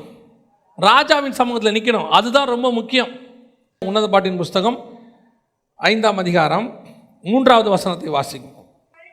என் வஸ்திரத்தை கழற்றி போட்டேன். இப்போ மணவாட்டியினுடைய நிலை என்ன? ராஜா வந்துட்டார். யாரு? மணவாளன் வந்துட்டார். மணவாளன் வந்து கதவை தட்டுறாரு. தட்டும்போது மணவாட்டி சொல்லக்கூடியதான ஒரு மிக முக்கியமான விஷயம் என்னது? வஸ்திரத்தை கழற்றி போட்டேன். வெளிப்படுத்தின விசேஷம் 21ஆம் அதிகாரம் 2வது வசனத்தை வாசிங்க. யோவானாகிய நான் புதிய எருசலேமாகிய பரிசுத்த நகரத்தை தேவனிடத்திலிருந்து பரலோகத்தை விட்டு இறங்கி வர கண்டேன். அது தன் புருஷனுக்காக அலங்கரிக்கப்பட்ட ஆயத்தமாக்கப்பட்டிருந்தது. எப்ப இறங்கி வர சொல்லுவாங்கன்னு எனக்கு தெரியாது. எப்ப திடீர்னு இறங்கி வான்னு ஆண்டவர் சொல்லுவாருன்னு தெரியாது. ஏன்னா மணவாட்டியை பார்த்து ஆண்டவர் கூப்பிடுறாரு, இறங்கி வா, புதிய எருசலேமே இறங்கி வா. எப்போ வருவார் சொல்லாது. நீர் எப்போ கூப்பிட்டாலும் நான் ஆயத்தமாக இருப்பேன், அலங்காரம் பண்ணி ரெடியாக இருப்பேன். அந்த சபை தான் கர்த்தருக்கு முன்பாக நிற்கிற சபை. அலங்காரம் கரெக்டாக இருக்கணும். நான் இப்பொழுது சொல்லக்கூடியது ராஜ அலங்காரம் என்பது வெளிப்புறமான அலங்காரத்தை சொல்லவில்லை. எஸ்தர் வெளிப்புறமான அலங்காரத்தை பண்ணாங்க, அது சபை பண்ணுவதான அலங்காரத்திற்கு ஒப்பா இருக்கிறது. அதுதான் 21:2 வாசித்தோம். அப்போ சபை எப்பொழுதும் ஆயத்தமாக இருக்கணும். எப்படி? அலங்காரத்துடன். நம்ம எல்லாருக்கும் தெரியும், பரிசுத்த அலங்காரத்துடனே கர்த்தரை தொழுது கொள்ளுங்கள், தெரிஞ்ச வசனம். எப்பவும் சபை எதுக்கு ஆயத்தமாக இருக்கணும்? கிறிஸ்துவை சந்திப்பதற்கு. ஆனால் அதான் எப்பவும் நான் சொல்வேன், கம்யூனியன் இப்போ கொடுக்குறனால எடுக்கிறதுக்கு தயாராக இருக்கணும். அந்த மாதிரி தான் சபை எப்பொழுதும் ஆயத்தமாக இருக்க வேண்டும் என்று கர்த்தர் விரும்புகிறார். எனி டைம், எப்போ வந்தாலும், இன்னைக்கு வந்தாலும், இப்போ வந்தாலும், அரை மணி நேரத்தில் வந்தாலும், 5 நிமிஷத்தில் வந்தாலும் அவரை சந்திக்கிறதுக்கு ரெடியாக இருக்குதா? அப்படின்னா நாம் இந்த ஃபர்ஸ்ட் பாயிண்ட் பார்த்தோம் பாருங்க, முன்னாடி ப்ரிப்பேர் பண்ணுறவங்க, அந்த முன்னாடி ப்ரிப்பேர் பண்ணுறவங்க தான் இப்போ எப்போவுமே ரெடியாக இருக்க முடியும். இன்னைக்கு சபை அந்த அளவுக்கு இல்லை. இப்போ ஆண்டவர் இறங்கி வர சொன்னார், இப்போ வராருன்னா உடனடியாக புறப்பட்டு போவேன் அப்படிங்கிற நிலைமையில் நம்மள யார் இருக்குமா? நீங்களே சுய பரிசோதனை பண்ணி பார்த்துக்கங்க. நம்ம என்ன செய்வோம்? ஒரு 10 நிமிஷம் மட்டும் டைம் கொடுங்க, ஒரு 5 நிமிஷம் டைம் கொடுங்க. அந்த டைம் இல்லைன்னு தான் கர்த்தர் சொல்றாரு. ஒரு இமை பொழுதிலே, ஒரு நிமிஷத்தில் நான் என்ன ஆவேன்? மறுமாவேன். அப்போ எனக்கு ஒரு இமை பொழுது தான் டைம், ஒரே செகண்ட், 2 செகண்ட் கூட இல்லை, 1 செகண்ட் தான் டைம் இருக்கு. ஸோ எனக்கு ஆயத்தம் பண்ணுறதுக்கு நேரம் இல்லை. நான் ஆயத்தப்பட்டிருந்தால் மட்டுமே போக முடியும். எது தெரியுமா? கம்யூனியன் எப்போ கொடுத்தாலும் எடுப்பதற்கு நான் ஆயத்தமாக இருக்கிறேன்ல, நைட்டு எழுப்பி கொடுத்தாலும் வாங்கிறதுக்கு நான் ரெடியாக இருக்கிறேன்ல, அதற்கு பேர் தான் உண்மையான கம்யூனியன். மணவாட்டியை நைட்டு எழுப்பினாலும் ராஜ வஸ்திரம் தரித்திருப்பாள் அவள். அதாவது யூத பாரம்பரியத்தில் ஒன்று சொல்லுவாங்க, மணவாளன் என்ன பண்ணுவாராம், மணவாட்டி பிடிச்சாச்சுன்னு வச்சுங்களேன், பொண்ணு பிடிச்சிருச்சு, அப்போது பொண்ணுக்கு மாப்பிள்ளையை பிடிச்சிருக்குதா அப்படிங்கிறது ரொம்ப முக்கியம். எங்கே? யூத முறைப்படி பார்த்தீங்கன்னா ரெபேக்கால கூட கூப்பிட்டு கேட்பாங்க, இந்த மனுஷனோடு நீ போகிறாயா அப்படின்னு கேட்பாங்க. அந்த கன்ஃபர்மேஷன் ரொம்ப முக்கியம்.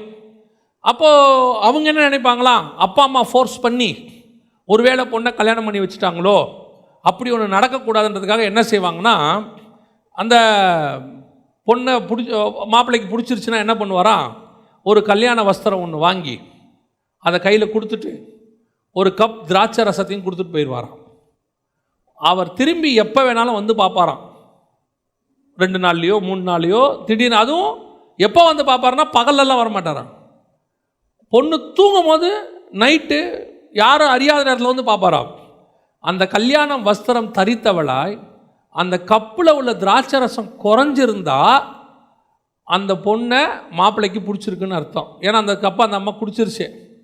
ஒருவேளை அந்த கப்பில் உள்ள திராட்சை ரசம் குறையாமல் அப்படியே இருந்து கல்யாண வஸ்திரம் போடாமல் அந்த அம்மா இருந்துச்சுன்னா அந்த அம்மாவுக்கு அந்த அம்மா ஐயாவை என்ன செய்யலை, பிடிக்கலன்னு அர்த்தம். இந்த முறைப்படி தான், இதன் அடிப்படையில் தான் ஆண்டவர் சொல்லியிருக்கிறாராம், நான் வருமளவும் என்னை நினைவு கூறும்படி இந்த கம்யூனியன் திராட்சை ரசம் நான் வர்றபோது குறைஞ்சிருக்கணும், நீ எடுத்துக்கிட்டே இருக்கணும்.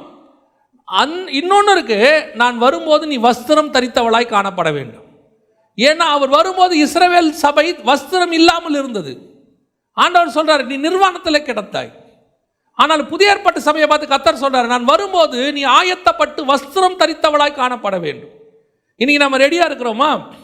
யோசிச்சு பாருங்க. நாளைக்கு காலையில் ஸ்கூலுக்கு போகிறதுக்கு, ஆஃபீஸ் போகிறதுக்கு நைட்டே ரெடி பண்ணிட்டு படுக்கிறவங்க எத்தனை பேர்? ஒரு சிலர்லாம் பார்த்தீங்கன்னா காலையில் போட வேண்டிய ட்ரெஸ்ஸை எடுத்து வச்சுட்டு படுக்கிறாங்க, டைம் இருக்காது. நாளை தினத்திற்கு ப்ரிப்பேர் ஆக முடியுது. நினையாத நாளையிலே மனுஷகுமாரன் வருவாரே, என் ஆத்துமா தயாராக இருக்கிறதா? நாளைக்கு ரெடி ஆகிக்கலாம். நீ இன்னைக்கு நைட்டு பாவத்தோட படுத்து இன்னைக்கு ராத்திரி கர்த்தர் வருவாரால் உன் நிலைமை என்ன? நிறைய பேருக்கு அந்த பாவத்தை பற்றின எண்ணம், அதனுடைய கூறு அவங்களுக்கு தெரிய மாட்டேங்குது, அதோட ஷார்ப்னஸ். ஏன்னா பாவத்தில் இருந்து இருந்து இது ஆண்டவர் வரும்போது அதுக்குள்ளே மன்னிப்பு வாங்கிக்கலாம். அதுக்குள்ளே நான் சொல்கிறேன், நீங்கள் மன்னிப்பு கேட்பதற்கு கூட நேரம் இருக்காது. சடுதியாய் நடக்கும் அந்த நாள், இமை பொழுது, 1 செகண்ட். இதை சொல்லும் போது 2500 வருஷம் ஆண்டவர் சொல்லும் போது, அன்னைக்கு ஒரு செகண்டுக்கு வேல்யூவே கிடையாது தெரியுமா உங்களுக்கு? அன்னைக்கெல்லாம் எல்லாம் வருஷ கணக்கு. எல்லாத்துக்கும் 930 வருஷம், 100 வருஷம், 127 வருஷம் வர காலம். ஆனால் இப்போ செகண்டுக்கு வேல்யூ இருக்குது. ஒரு செகண்டுக்கு இப்போ வேல்யூ இருக்குது. அப்படி தானே? டிவியில் 3 செகண்ட் ஆடு போடுறதுக்கு 5 செகண்ட் ஆடு போடுறதுக்குலாம் என்ன இருக்குது? வேல்யூ. இப்போ செகண்ட்ஸ் வேல்யூ. இந்த செகண்ட்ஸ் வேல்யூவை கர்த்தர் எப்போ சொல்கிறாரு? 2500 வருஷத்துக்கு முன்னாடி சொல்கிறாரு. உனக்கு ஒரே ஒரு செகண்ட் வேல்யூவான செகண்ட் இருக்கு. உன் லைஃப்லேயே வேல்யூவான செகண்ட் எந்த செகண்ட் தெரியுமா? கர்த்தர் வரப்போகிற அந்த நொடி, அந்த இமைப்பொழுது. அந்த இமைப்பொழுதுக்கு நீ எப்பொழுதும் வஸ்திரம் தரித்தவளாய் காணப்பட வேண்டும். ஆண்டவர் சொல்றாரு, மனுஷகுமாரன் வரும்போது சபை எப்படி நிற்குதான்? நிர்வாணமாக இருக்குதான். லவோதிக்கேயா சபையை பார்த்து கர்த்தர் சொல்றார் 3ஆம் அதிகாரம் வெளிப்படுத்தின விசேஷத்தில், நீ நிர்வாணியா இருந்தும் உனக்கு இருக்கிற நிர்வாணமே உனக்கு தெரியலங்கிறார். இன்னைக்கு சபையினுடைய நிலைமை அதான். ஆயத்தப்பட்டவங்க தான் போக முடியும். நீ எந்த சபையில் இருந்தாலும், நீங்கள் பெரிய சபையில் 10,000 பேர் இருக்கிற சபையில் இருந்தாலும் சரி, இல்லை உலகத்தையே கலக்கிற ஊழியக்காரோடைய சபையில் இருந்தாலும் சரி, இல்லை ஒரு சின்ன சபை குடிசையில் ஒரு 20 பேர் நடத்துகிற சபையில் இருந்தாலும் சரி, உள்ளான மனுஷன் ஆயத்தப்படாமல் நீ வருகையில் போகவே முடியாது. Self preparation is very important. கர்த்தர் வரும்போது வஸ்திரம் தரித்தவளாய் காணப்பட வேண்டும். இப்போ வஸ்திரம்னா என்ன அது மாத்திரம் சொல்லிடுறேன் நான். என்ன வஸ்திரம் தரித்தல்? பரிசுத்தமாக இருக்கணும். ஒன்று பரிசுத்த அலங்காரம், இன்னொன்று வஸ்திரம் தரித்தல் என்றால் என்ன? வெளிப்படுத்தின விசேஷம் 19ஆம் அதிகாரம் 7-8 வசனங்களை வாசிங்க. வெளிப்படுத்தல் 19:7-8 வாசிங்க. நான் சந்தோஷப்பட்டு களி கூர்ந்து, ஆட்டுக்குட்டியானவருடைய கல்யாணம் வந்தது, அவருடைய மனைவி தன்னை ஆயத்தம் பண்ணினாள் என்று சொல்ல கேட்டேன். சுத்தமும் பிரகாசமுமான மெல்லிய வஸ்திரமும் தரித்து கொள்ளும்படி, இதுதான் மணவாட்டிக்கு கொடுக்கப்பட்ட வஸ்திரம். எனக்கு இந்த வஸ்திரத்தை பார்க்கும்போது எப்பவுமே கொஞ்சம் ஆச்சரியப்படுவேன். சுத்தமும் பிரகாசமுமான மெல்லியன என்ன? தின் லெனின் அப்படின்னு சொல்லுவாங்க. லெனன் சொல்லுவாங்க. ஒரு ஒரு ஒரு கிளாத் இருக்குது, ரொம்ப மெல்லிஸாக இருக்கும். பெண்கள் தரிக்கும் போது எப்படி தரிக்கணுமா? அவர் எப்படி கணவன் விரும்புவார்? ஆடை முழுவதும் சரீரத்தை மறைக்கக்கூடியதாக இருக்கணும்னு விரும்புகிறார். ஆனால் நம்ம ஆண்டவர் தன்னுடைய மணவாட்டிக்கு ஒரு வஸ்திரம் கொடுத்துருக்கிறார் பாருங்க. சுத்தமும் பிரகாசமும் உள்ள மெல்லிய வஸ்திரம். எப்படி ஒரு கணவன் இப்படி ஒரு வஸ்திரம் வாங்கி கொடுப்பாரு? இப்படி தின்னா உள்ள ஒரு வஸ்திரத்தை வாங்கி கொடுக்குறாரு. இதோடைய அர்த்தம் என்ன அப்படின்னா, தொடர்ந்து வாசிங்க. அந்த மெல்லிய, நல்லா திருப்பி சொல்றாரு, அந்த வஸ்திரம் கூட இல்லை, அந்த மெல்லிய வஸ்திரம். மெல்லுனா நைஸா பார்க்கறதுக்கு ரொம்ப ஜல்லட மாதிரி இருக்கும். அந்த வஸ்திரம், அந்த மெல்லிய வஸ்திரம் பரிசுத்தவானுடைய நீதி. வஸ்திரம் எதுக்கு போடுறோம்? இப்போ இருக்கிறவங்களுக்கு அது தெரியாது, அதை விட்டுருவோம். பொதுவாக வஸ்திரம் எதுக்கு போடுறது? சரீரத்தை மறைக்க போடுறது, சரீரத்தை குறைக்க போடுறது வஸ்திரம். எவனோ தப்பாக சொல்லி கொடுத்துட்டா. இப்போ உண்மையிலேயே சரீரத்தை மறைக்கிறதுக்கு தான் வஸ்திரம். அந்த வஸ்திரம் எப்படி இருக்கணும்னு கணவன் விரும்புவார்னு நான் உங்களுக்கு சொன்னேன். ஆனால் இங்கே வசனம் சொல்லுது, தன்னுடைய மனைவிக்கு மணவாளன் வஸ்திரம் வாங்கி கொடுக்குறாரு. அது எப்படி இருக்குதான்? மெல்லிய வஸ்திரமாக இருக்கிறது. அந்த வஸ்திரத்தினுடைய பெயர் என்ன? பரிசுத்தவான்களுடைய. அவருடைய அர்த்தம் என்னன்னா, மாம்சத்தை மறைக்கிறதுக்கு தான் வஸ்திரம். என் மணவாட்டிக்குள்ளே மாம்சம் என்பதே கிடையாது. அவள் நீதியினால் மூடப்பட்டிருக்கிறாள். அவள் நீதியை யார் வேணாலும் பார்க்கலாம். அவள் மாம்சத்தை தான் யாரும் பார்க்கக்கூடாது. ஏன்னா அவள் மாம்சத்திலே இல்லை. புதிய ஏற்பாட்டு சபை ஆவியில் இருக்கிறது. மாம்சம் செத்து போச்சு. அதுக்குள்ளே மாம்சம் என்பதே அந்த சரீரத்துக்கு கிடையாது. தான் நிர்வாணி என்பதை அறிந்து தன் மனைவிக்கு அத்தி இலைனாலே ஒரு ஆடை அவன் ஏன் தைச்சானா, அவள் நிர்வாணம் அவனுக்கு தெரிஞ்சது, மாம்சம் தெரிஞ்சிச்சு. ஆனால் இந்த மணவாளனுக்கு அந்த சபையினுடைய மாம்சம் தெரியவில்லை. காரணம், அவள் நீதியினால் மூடப்பட்டிருக்கிறாள். அந்த நீதி மெல்லிய வஸ்திரமாக இருக்கு, உள்ள மாம்சம் என்பதே கிடையாது. வஸ்திரம் எதுக்கு போடுறோம்? மாம்சத்தை மறைக்கிறதுக்கு. எனக்கு மாம்சமே இல்லைன்னா என்ன இல்லை? வஸ்திரமே தேவையில்லை. இப்போ ஒரு வஸ்திரம் கொடுக்குறாரு. அதுக்கு பேரு பரிசுத்தவான்கள் நீதி. நான் நீதியினால் மூடப்பட்டிருக்கிறேன், எல்லா நீதிக்கும் நான் கீழ்ப்பட்டு இருக்கிறேன் அப்படிங்கிற ஒரு எண்ணம். கர்த்தருடைய நீதியில நீ இருப்பாயானால் உனக்குள் மாம்சம் இருக்காது. உனக்குள் மாம்சம் இல்லாவிட்டால் அதற்கு பேர் தான் ஆயத்தம். வஸ்திரம் மேலே வந்துருச்சு, எப்போ வேணாலும் போலான்னு அர்த்தம். எனக்குள்ள இன்னும் மாம்சம் இருந்து என்ன பண்ணிக்கிட்டே இருக்குது, என்னை ஆயத்தப்பட விடாமல் தடுத்துக்கிட்டே இருக்குது. அது என்ன வேணா இருக்கலாம். அது கண்களின் இச்சையாக இருக்கலாம், ஜீவனத்தின் பெருமையாக இருக்கலாம், மாம்சத்தின் இச்சையாக இருக்கலாம், அல்லது பொருளாசையாக இருக்கலாம், பணத்தாசையாக இருக்கலாம், மண்ணாசையாக இருக்கலாம், என்ன வேணாலும் இருக்கலாம், கோபமாக இருக்கலாம், மூர்க்கமாக இருக்கலாம். ஏதோ ஒன்று எனக்குள்ள ஒரு மாம்சம் கிரியை செய்து கொண்டே இருக்கிறது. அதனால் இப்போ என்ன சொல்லிட்டான் எல்லாரும், அப்படிலாம் மாம்சம் கிரியை செய்யாமலாம் வாழவே முடியாது. கர்த்தர் கிருபை உள்ளவர், நீ எவ்வளோ பாவமாக இருந்தாலும் என்ன செய்யலாம், கர்த்தர் உன்னை கூட்டிகிட்டு போவார் அப்படின்னு. அப்படின்னா நீங்களும் நானும் ரட்சிக்கப்பட்ட உடனே பரலோகத்துக்கு போயிடலாம், இங்கே இருக்க வேண்டிய அவசியமே இல்லை. எதுக்காக உங்களை என்னை வச்சிருக்கிறாரு, எனக்குள்ள இருக்கிற மாம்சம் பலிபீடத்தில் செத்து நான் மீண்டும் உயிர் தழ வேண்டும். அதனுடைய அடையாளம் தான் நான் ஞானஸ்நானம் எடுக்கிறேன். நான் பாவத்துக்கு மரித்து நீதிக்கு அதோடைய அடையாளத்தை செஞ்சுட்டேன். இனி அவர் வர்றதுக்குள்ள அதனுடைய நிஜத்தை நான் செய்ய போகிறேன். என் மாம்சம் செத்து போயிருக்கும், அவர் வரும்போது என் மாம்சத்தில் எதுவுமே தெரியாது, என் மேலே ஒன்று மூடி இருக்கும். அதுக்கு பரிசுத்தவானுடைய நீதி, அந்த நீதியினுடைய ஆரம்பம் தான் ஞானஸ்நான அடையாளம். எல்லா நீதிக்கும் இது ஏற்றதாக இருக்கிறது. அதில் ஆரம்பித்து என்னுடைய நீதி எங்கே முடியுது, பரலோகத்தில் போய் முடியுது. அப்போ நான் பரிசுத்தவான்கள் வஸ்திரத்தில் நான் மூடப்படுகிறேன், நீதியின் வஸ்திரத்தினால் நான் மூடப்படுகிறேன். அப்போ நான் கர்த்தர் வரும்போது போட்டிருக்க வேண்டிய வஸ்திரம் அதுதான். இன்னும் நான் என்ன சொல்லிட்டேன், வஸ்திரத்தை களைஞ்சிட்டேன், நீதியெல்லாம் தூக்கி ஓரமாக போட்டேன். எனக்கு ரொம்ப ஆச்சரியம், சில ஆவிக்குரியவர்களை பார்க்குறேன், உலகத்தான் செய்ய முடியாத பாவத்தை ஆவிக்குரியவன் சபையில் உட்காந்து செஞ்சுக்கிட்டு இருக்கிறான். உலகத்தான் துணிகரமாக செய்யறதுக்கு யோசிக்கிற பாவத்தை சபைக்குள்ள உட்காந்து துணிகரமாக செய்கிறாங்க. ஆனால் உட்காந்துட்டு சபைக்குள்ளே உட்காந்துக்கிட்டு வருகை வந்தால் நான் போவேன் இவங்க நினைக்கிறாங்க. இவங்க முழுக்க இன்னும் உலகத்தின் வஸ்திரம் தான் மூடியிருக்க ஒழிய நீதியின் வஸ்திரம் மூடலை. இவங்களுக்கு அந்த எண்ணமே வரல. நான் உங்களுக்கு சொல்லுகிறேன், உங்களுக்குள்ளே இருக்கிற மாம்சம் கொஞ்சம் கொஞ்சமாக சாகணும், எல்லாத்துலேயும் சாகணும். செத்து முடிக்கிறதுக்கு தான் கர்த்தர் உங்களை எண்ணி இந்த இடத்துல இன்னும் வச்சிருக்கிறார். செத்து முடிச்சிட்டோம்னா இந்த பூமியில் நீங்கள் நான் இருக்க வேண்டிய அவசியமே இல்லை. பரலோகம் கன்ஃபர்மேஷன் கொடுத்துருச்சு, நான் பரிசுத்தராக இருப்பது போல் இவனும் பரிசுத்தமாக மாறிட்டான்னு சொன்னால் அடுத்த செகண்ட் பரலோகம் உங்களை எடுத்துக்கிட்டு மேலே போயிடும். அதுக்கு மேலே பூமியில் நமக்கு வேலையே கிடையாது. பழைய ஏற்பாட்டை போல 175 வருஷம் நீ இருந்து பிள்ளைகளின் வாழ்வை காண்பாய், அதுக்கெல்லாம் புதிய ஏற்பாடு இல்லை. புதிய ஏற்பாடு மணவாட்டி சபை. இது போய் மணவாளனோட வரணும், அதுக்கான ஆயத்தத்தை கர்த்தர் செய்கிறாரு.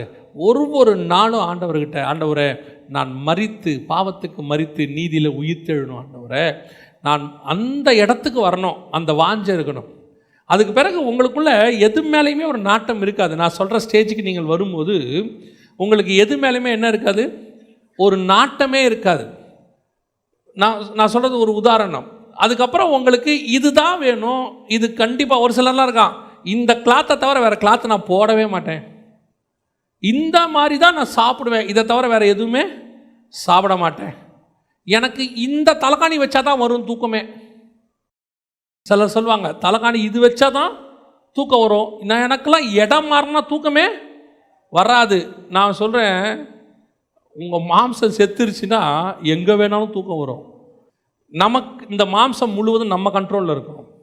எனக்கு ரொம்ப ஆச்சரியப்பட்டு ஆண்டவர் ஒரு இடத்துல பார்த்தேன் பைபிளில், அவர் போய் அவர்களுக்கு முன்பாக மறுரூபமாக தொடங்கினார். மறுரூபம்னா ஆவியில் ஆகிறார்.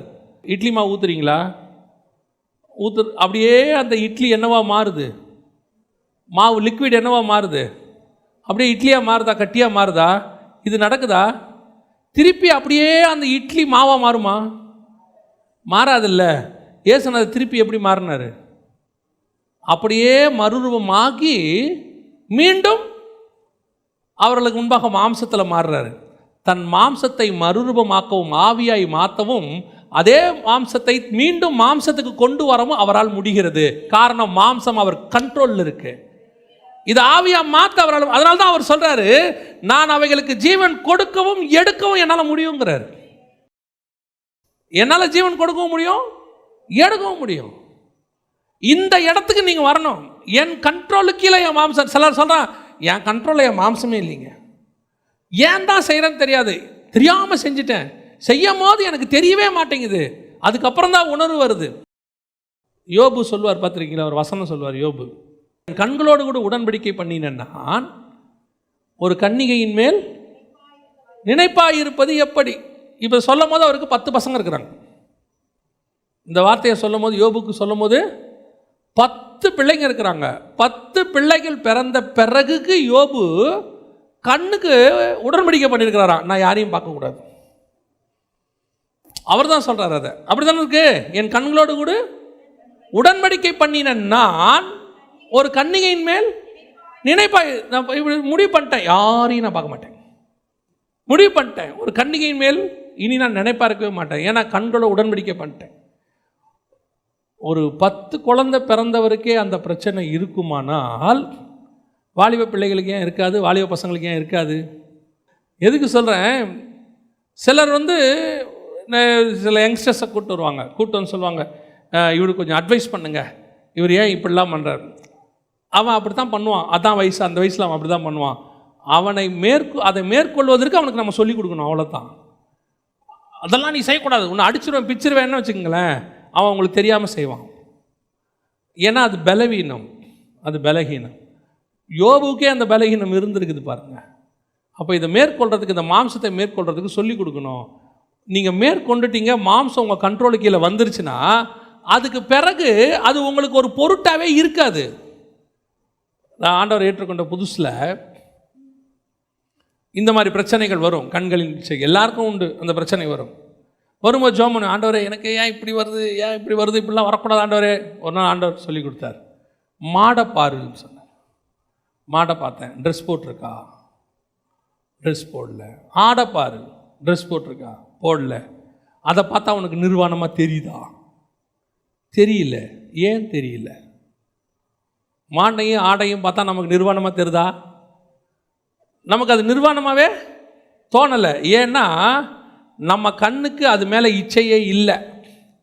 இந்த எண்ணம் சக மாம்சத்தின் மேலே வந்துருச்சுன்னா எதை பார்த்தாலும் உன் கண்களுக்கு அது நிர்வாணமாய் தெரியாது, ஒரு உருவமாய் தெரியும், அவ்வளோதான். அந்த இச்சை போயிடும். இதைத்தான் ஆண்டவர் சொல்லி கொடுத்தார்.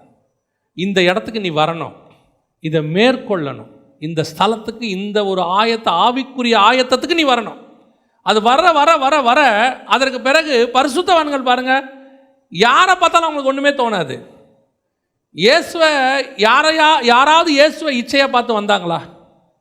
ஒருத்தர் கூட வரல. யார் இயேசுவை பார்த்தாலும் அவங்களுக்கு தகப்பனா தெரியுது, யார் இயேசுவை பார்த்தாலும் தேவனா தெரியுது, யார் இயேசுவை பார்த்தாலும் தீர்க்கதரிசியா தெரியுது, யார் இயேசுவை பார்த்தாலும் நீரே கிறிஸ்துங்கிறான். ஒருத்தருக்கு கூட இயேசுவை தப்பா தெரியல. காரணம், அவர் அந்த ஆவிக்குரிய ஸ்டாண்டர்டுக்கு வந்துட்டார். அந்த ஆவிக்குரிய ஸ்டாண்டர்டுக்கு நீங்க வந்துட்டீங்கன்னா உங்களை பார்த்தாலும் யாருக்கும் அப்படி தோணாது. ஏன்னா உன் மேல ஒரு தேவ மகிமை அப்படி மூடி இருக்கும். அந்த மகிமைக்குள்ள ஸ்டாண்டர்டில் நீங்கள் நானும் வரணும்.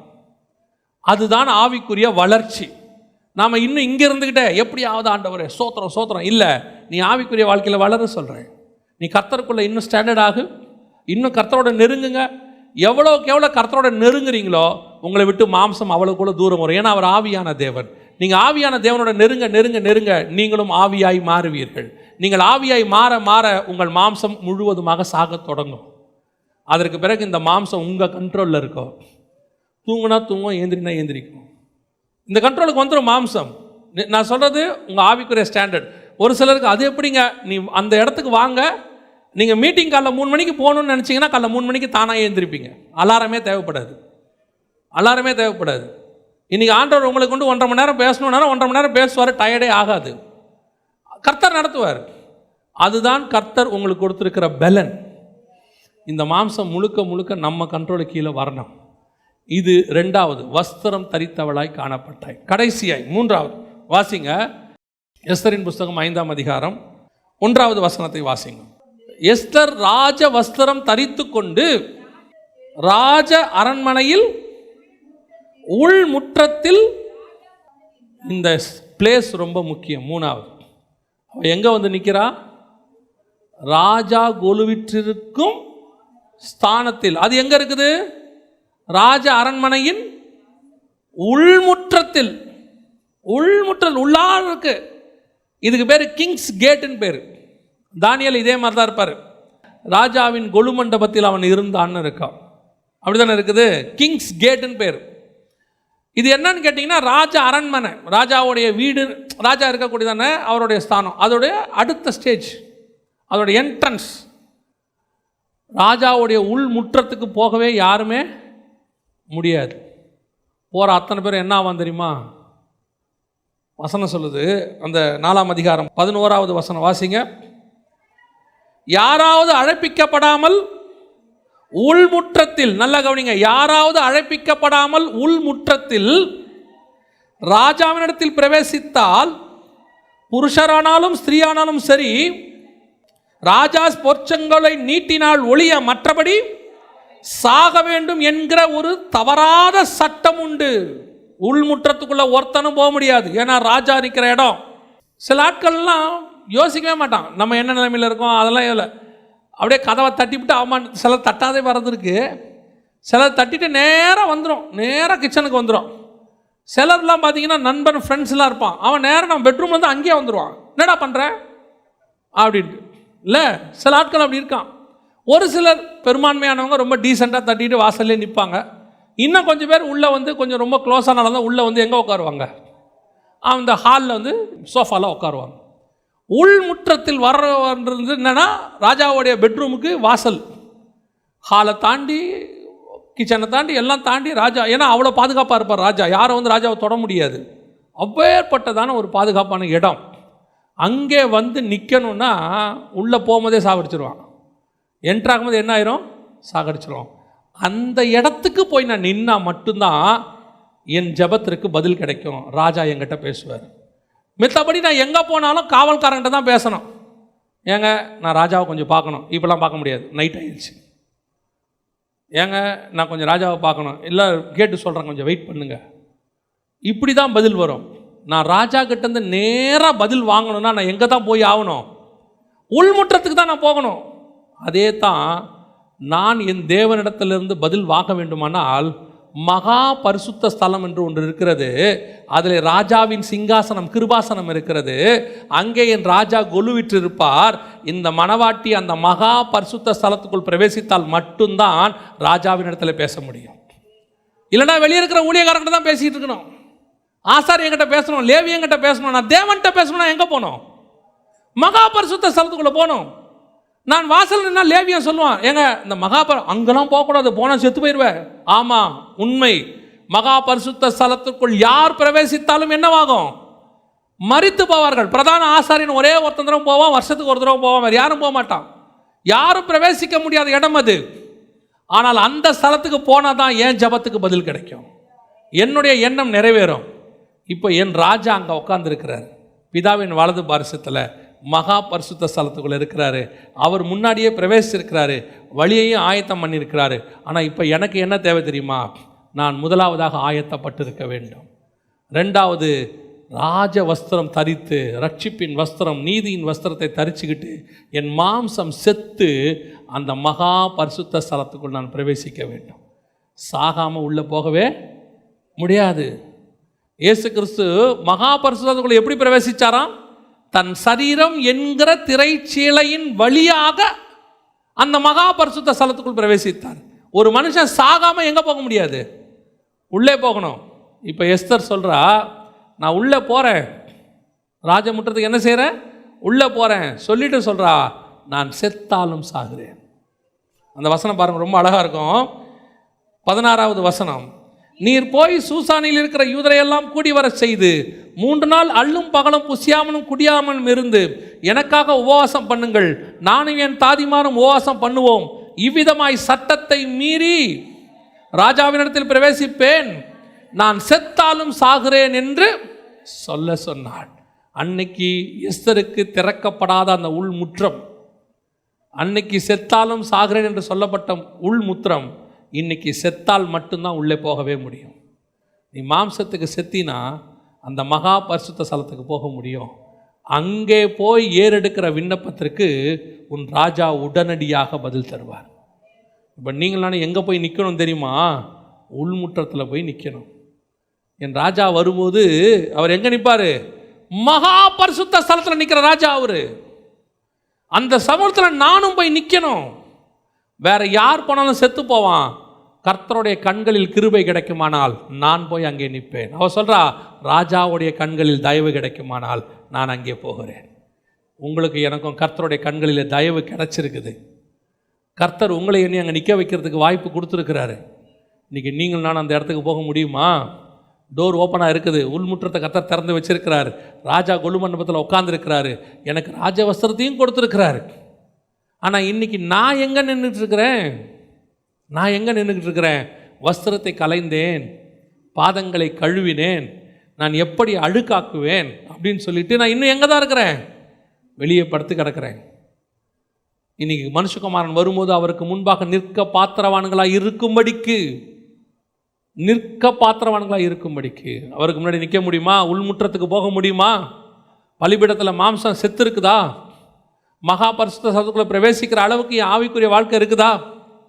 இன்னைக்கு உங்களுக்காகவும் எனக்காகவும் அவர் அதை திறந்து வச்சிருக்கிறார். முதலாவதாக நாம் உள்ளே ஆயத்தப்படணும். ரெண்டாவதாக ராஜ வஸ்திரம் தரித்தவர்களாக, பிதாவுக்கு பிடிச்ச வஸ்திரம், குமாரனுக்கு பிடிச்ச வஸ்திரம் தரித்தவர்களாக, கடைசியாக அவர் இருக்கிற இடத்துக்கு நாம் போகணும். உள்முற்றத்துக்கு. நாம் இருக்கிற இடத்துக்கு அவர் வரமாட்டார். நாம் இருக்கிற இடத்துக்கு அவர் இருக்கிற இடத்துக்கு நாம் போகணும். அதுக்கு கொஞ்சம் சாகணும். சாகாமல் அங்கே போகவே முடியாது. ஆனால் நம்ம ஆண்டவர் செத்து நமக்கு அந்த இடத்த திறந்து வச்சிருக்கிறாரு. நாமளும் செத்தாதான் அங்கே போக முடியும். எஸ்தரும் சொல்கிறா, நான் செத்தாலும் ஏன் ராஜ சமூகத்தில் உட்முற்றத்தில் பிரவேசிக்கிறவன் சாக வேண்டும் என்று இருக்கிறது. என் உள்முற்றம் என்பது மகா பரிசுத்த ஸ்தலம். நான் அங்கே பிரவேசிக்க போகிறேன். நான் என்னை சாக ஒப்பு கொடுக்கிறேன். எனக்குள்ளே இருக்கிற மாம்சம் என்ன ஆகணும்? சாகணும். தலை முதல் கால் வரைக்கும் எனக்குள்ளே இருக்கிற மாம்சம், உள்ளுக்குள்ளே இருக்கிற மாம்சம், நான் சொல்கிறது வெளியே இருக்கிற மாம்சம் இல்லை, உள்ளுக்குள்ளே இருக்கிற மாம்சம் சாகுமானால் ஒரு நாள் நான் ராஜாவுக்கு முன்பாக நிச்சயம் நிற்பேன். ராஜாவின் கண்களில் எனக்கு என்ன கிடைக்கும்? கிருபை கிடைக்கும். நாம் ஜெபம் பண்ண போகிறோம். தேவ சமூகத்தில் எழுந்திருப்போமா? நாம் எல்லாரும் தேவ சமூகத்தில் ஆண்டவர் நோக்கி பார்ப்போமா? நன்றி ஆவியானவரே. மனுஷகுமாரனுக்கு முன்பாக நிற்க பாத்திரவான்களாக இருக்கும்படி, ராஜாவுக்கு முன்பாக நிற்க போகிற நீங்களும் நானும் பாத்திரவான்களாக இருக்கிறோமா? சுய பரிசோதனை பண்ணி பாருங்க. வேதம் சொல்லுகிறது, நம்மை நாமே நிதானித்து அறிந்தோமானால் நாம் நியாயந்தீர்க்கப்படும். உங்களை ஆராய்ந்து பாருங்க. முதலாவது, நீங்கள் உள்ளே ஆயத்தமாக இருக்கிறீங்களா? வெளியே போய் நீங்கள் பிரசங்கம் பண்ணவோ ஊழியம் பண்ணவோ உங்கள் ஆவிக்குரிய வாழ்க்கையை வெளியே கொண்டு போய் உங்களுடைய உலக வாழ்க்கையோடு கூட இருக்கிறீங்களோ? எல்லாத்துக்கும் ஒரு ஆயத்தம் தேவை. உங்கள் ஸ்பிரிச்சுவல் லைஃப் ஆயத்தப்பட்டு இருக்கணும். ஆயத்தப்படாமல், ஜெபிக்காமல், உபவாசிக்காமல், பைபிள் வாசிக்காமல் நீங்கள் உலகத்துக்கு முன்பாக போய் நிற்க முடியாது. கர்த்தருக்கு முன்பாக நிற்காமல் நீ மனுஷனுக்கு முன்பாக நிற்கவே முடியாது. அதனால தான் ஆண்டவர் சொல்கிறார், உள்ளும் புறமும் மேய்ச்சலை கண்ண. முதல்ல உள்ள மேயணும். தேவ சமூகத்தில் போய் உட்காரணும். ஆண்டவர்கிட்ட வார்த்தையை வாங்கணும். தேவ சமூகத்தில் காத்திருக்கணும். ஒரு விசுவாசி, குறிப்பாக ஊழியக்காரன் வாயில் பிஸிங்கிற வார்த்தையே வரக்கூடாது. பிஸிங்கிற வார்த்தை வரவே கூடாது. தேவ சமூகத்தில் உட்கார்றதுக்கு கூட நேரம் இல்லாமல் நீ பிஸியாக இருக்கிறேன்னா நீ வீழ்ச்சி அடைகிறேன்னு அர்த்தம். உன் ஊழியம் எங்கேயோ ஓட்ட விழுந்துருச்சுன்னு அர்த்தம். ஆவிக்குரிய வாழ்க்கையிலையும் சொல்கிறேன், உன் ஆவிக்குரிய வாழ்க்கையில் உலக வேலையோ அல்லது எந்த ஒரு காரியத்தினாலேயோ உங்களுடைய ஸ்பிரிச்சுவல் லைஃப் பாதிக்கப்படுது, ஜெபிக்க முடியல, வேதம் வாசிக்க முடியலன்னா சாத்தா உன்னை எங்கேயோ மாட்டிட்டான்னு அர்த்தம். ஒரு ட்ராப் உனக்கு வச்சுட்டான்னு அர்த்தம். எப்போ வேணா இருக்கட்டும், காலையில் 3 மணிக்கு எந்திரிங்க. அந்த 3 to 6 உன்னை யாரும் தடுக்க முடியாது. 3 மணிக்கு எழுந்திரிச்சு உன்னால் 1 மணி நேரமோ 2 மணி நேரமோ 3 மணி நேரமோ எவ்வளோ ஜாம் பண்ண முடியுமோ, பைபிள் வாசிக்க முடியுமோ, அது உன்னுடைய இஷ்டம். அந்த நேரத்தை யாராலையும் திருடவே முடியாது. அது தேவன் உனக்கு கொடுத்துருக்கிற நேரம். நீ அந்த நேரத்தை விட்டுட்டு சாயங்காலம் ஜெபம் பண்ணலாம், நைட்டில் ஜெபம் பண்ணலான்னு சொல்லி அதுக்கு பிறகு வேலை பிஸியாகி அப்புறமா நீங்கள் சொல்கிறது, நான் ரொம்ப பிஸி ஆகிட்டேன், இன்றைக்கி ஜெபம் பண்ணவே முடியல, சாத்தானுடைய ட்ராப்பில் நீங்கள் சிக்கிட்டீங்கன்னு அர்த்தம். நீங்கள் ஆண்டவர்கிட்ட ஒப்பு கொடுங்க. ஜெபிக்க, வேதம் வாசிக்க நேரம் இல்லாமல் ஒரு வாழ்க்கை எனக்கு கிடையவே கிடையாது. அது காலேஜுக்கு நீ போகிறதா இருந்தால் கூட 7 மணிக்கு நீ காலேஜ் போகிறதா இருந்தாலும் 4 மணிக்கு எழுந்திரிக்கலாம்.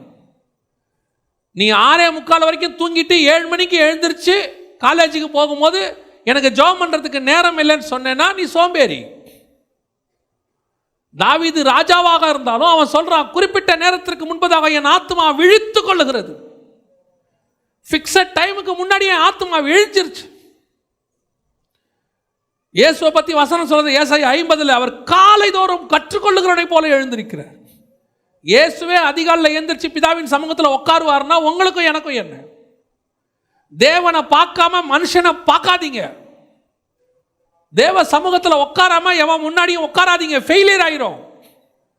நீ தேவனுக்கு முன்னாடி போய் உட்கார்ந்துட்டு யாருக்கு முன்னாடி மேல போய் உட்காரு, அவர்கள் கண்களிலே தயவை கர்த்தர் உண்டு பண்ணுவார். கர்த்தர் உனக்கு விடுதலையை கொடுப்பதற்கு வல்லமை உள்ளவர். நீ போகிற இடங்களில் வாசல்களை திறந்து கொடுப்பார்.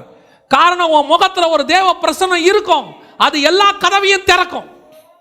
அதுக்கு முன்னாடி எதுவும் அடைக்கப்படாது. நீ தேவ சமூகத்தில் உட்காராம போறதுதான் இவ்வளவு பிரச்சனைக்கும் காரணம். இன்னைக்கு முடிவெடுங்க, ஆண்டவரே இனி ஒவ்வொரு நாள் காலையிலும் உங்களுடைய சமூகத்தில் நான் உட்கார்ந்துருப்பேன் தகப்பனே. மனுஷனை பார்க்கறதுக்கு முன்னாடி நான் உங்களை பார்த்துட்டு தான் மனுஷனை பார்ப்பேன். அப்படி ஒரு தீர்மானம் எடுங்க. கர்த்தர் உங்கள் ஆவிக்குரிய வாழ்க்கையும் ஊழியத்தையும் உலக வாழ்க்கையும் வியாபாரத்தை எல்லாத்தையும் ஆசீர்வதிப்பார் ஆண்டவர். அதுதான் ஃபார்முலா. பெரிய பெரிய ராஜாக்கள், பெரிய பெரிய ஜனாதிபதிகள், தேவனை ஏற்றுக்கொண்டவங்கெல்லாம் அதிகாலையில் தான் அவர் சமூகத்தில் உட்கார்ந்து இருக்கிறாங்க. நான் தைரியமாய் சொல்வேன், 4 மணிக்கு தேவ சமூகத்தில் உட்கார்ந்து உண்மையா ஜெபிக்கிற மனுஷன் வாழ்க்கையில் தோக்கவே மாட்டான். காரணம், கர்த்தர் அவனோடு கூட இருப்பார். 2வது, உன் வஸ்திரம் எப்படி இருக்குன்னு பாருங்க. வஸ்திரம் போட்டிருக்கிறீங்களான்னு பாருங்க. ரட்சிப்பின் வஸ்திரம், நீதியின் வஸ்திரம் எப்படி இருக்குன்னு பாருங்க. இன்னைக்கு நிறைய மனவாட்டி வஸ்திரம் கழட்டி போட்டு விட்டேன்னு சொல்றா. சில மனவாட்டி வஸ்திரம் இல்லாததே தெரியலன்னு வசனம் சொல்லுது. நீ நிர்வாணி என்றும் இருக்கிறதை அறியாமல். நீங்க ஆண்டவர்கிட்ட கேளுங்க, ஆண்டவரே பிரதான ஆசாரியனாகிய யோசுவாவின் வஸ்திரம் கரைப்பட்டது போல என் வஸ்திரம் கரைப்பட்டிருந்தா இன்னைக்கு என்னை சுத்திகரிங்கப்பா. அவனுக்கு ஒரு புது வஸ்திரத்தை போட்டிங்களே ஆண்டவரே. என்னுடைய பழைய பாவங்கள் அவ்வப்போது திரும்பி வந்து என் வஸ்திரத்தை அழுக்காக்கிட்டே இருக்குது ஆண்டவரே. நான் விட வேண்டும் என்று நினைக்கிற பாவம் திருப்பி வந்து வந்து என் வஸ்திரத்தை அழுக்காக்கிக்கிட்டே இருக்கு ஆண்டவரே. நான் பேசக்கூடாதுன்னு நினைக்கிற வார்த்தை, பாடக்கூடாதுன்னு நினைக்கிற பாட்டெல்லாம், சினிமா பாட்டெல்லாம் அவ்வப்போது வந்து என் வஸ்திரத்தை அழுக்காக்கிக்கிட்டே இருக்குது ஆண்டவரே. என் சிந்தனைகள் எதெல்லாம் நான் கூடாதுன்னு நினைக்கிறேனோ அதெல்லாம் சிந்திச்சு சிந்திச்சு என் வஸ்திரத்தை அழுக்காக்கிக்கிட்டே இருக்கிற ஆண்டவரே. இன்னைக்கு என் வஸ்திரத்தை மாற்றி போடுங்கப்பா. புது வஸ்திரம் போடுங்க ஆண்டவரே. இந்த வஸ்திரம் உங்களுக்காக பண்ணப்பட்ட அலங்கார வஸ்திரமா இருக்கட்டும் ஆண்டவரே. இது மனவாட்டி வஸ்திரமா இருக்கட்டும் ஆண்டவரே. இதை நான் அழுக்கு பண்ணாதபடி கரையற்றதும் திரையற்றதுமான ஒரு வஸ்திரமாக இது இருக்கட்டும் அப்பா. ஒப்பு கொடுத்து ஜெபம் பண்ணுங்க. கர்த்தர் அப்படி மாற்றுவார். உன் பலவீனங்களை மாற்றுவார்.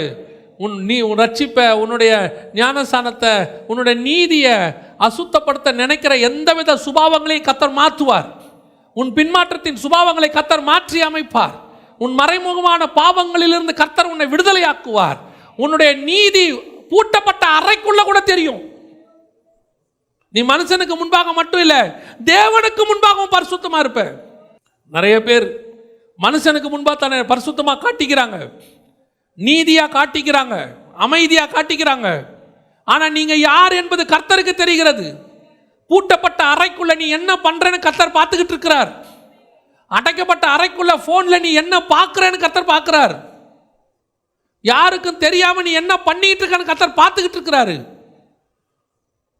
அவருக்கு முன்பாக சகலமும் நிர்வாணமாய் இருக்கிறது. நீ தேவனை ஏமாற்றவே முடியாது. உன்னை நியாயம் தீர்க்கிறவர் அவர்தான், மனுஷன் இல்ல, கர்த்தர். நீ மனுஷனுக்கு பயப்படாத, கர்த்தருக்கு பயப்படு. நீ கர்த்தருக்கு முன்பாக நீதியா நின்னுட்டினா எந்த மனுஷனுக்கு முன்னாடி நிக்கலாம் தைரியமா. கடைசியாய் ராஜாவின் உள்முற்றத்துக்குள்ளே அவள் தைரியமாய் பிரவேசித்தாள்.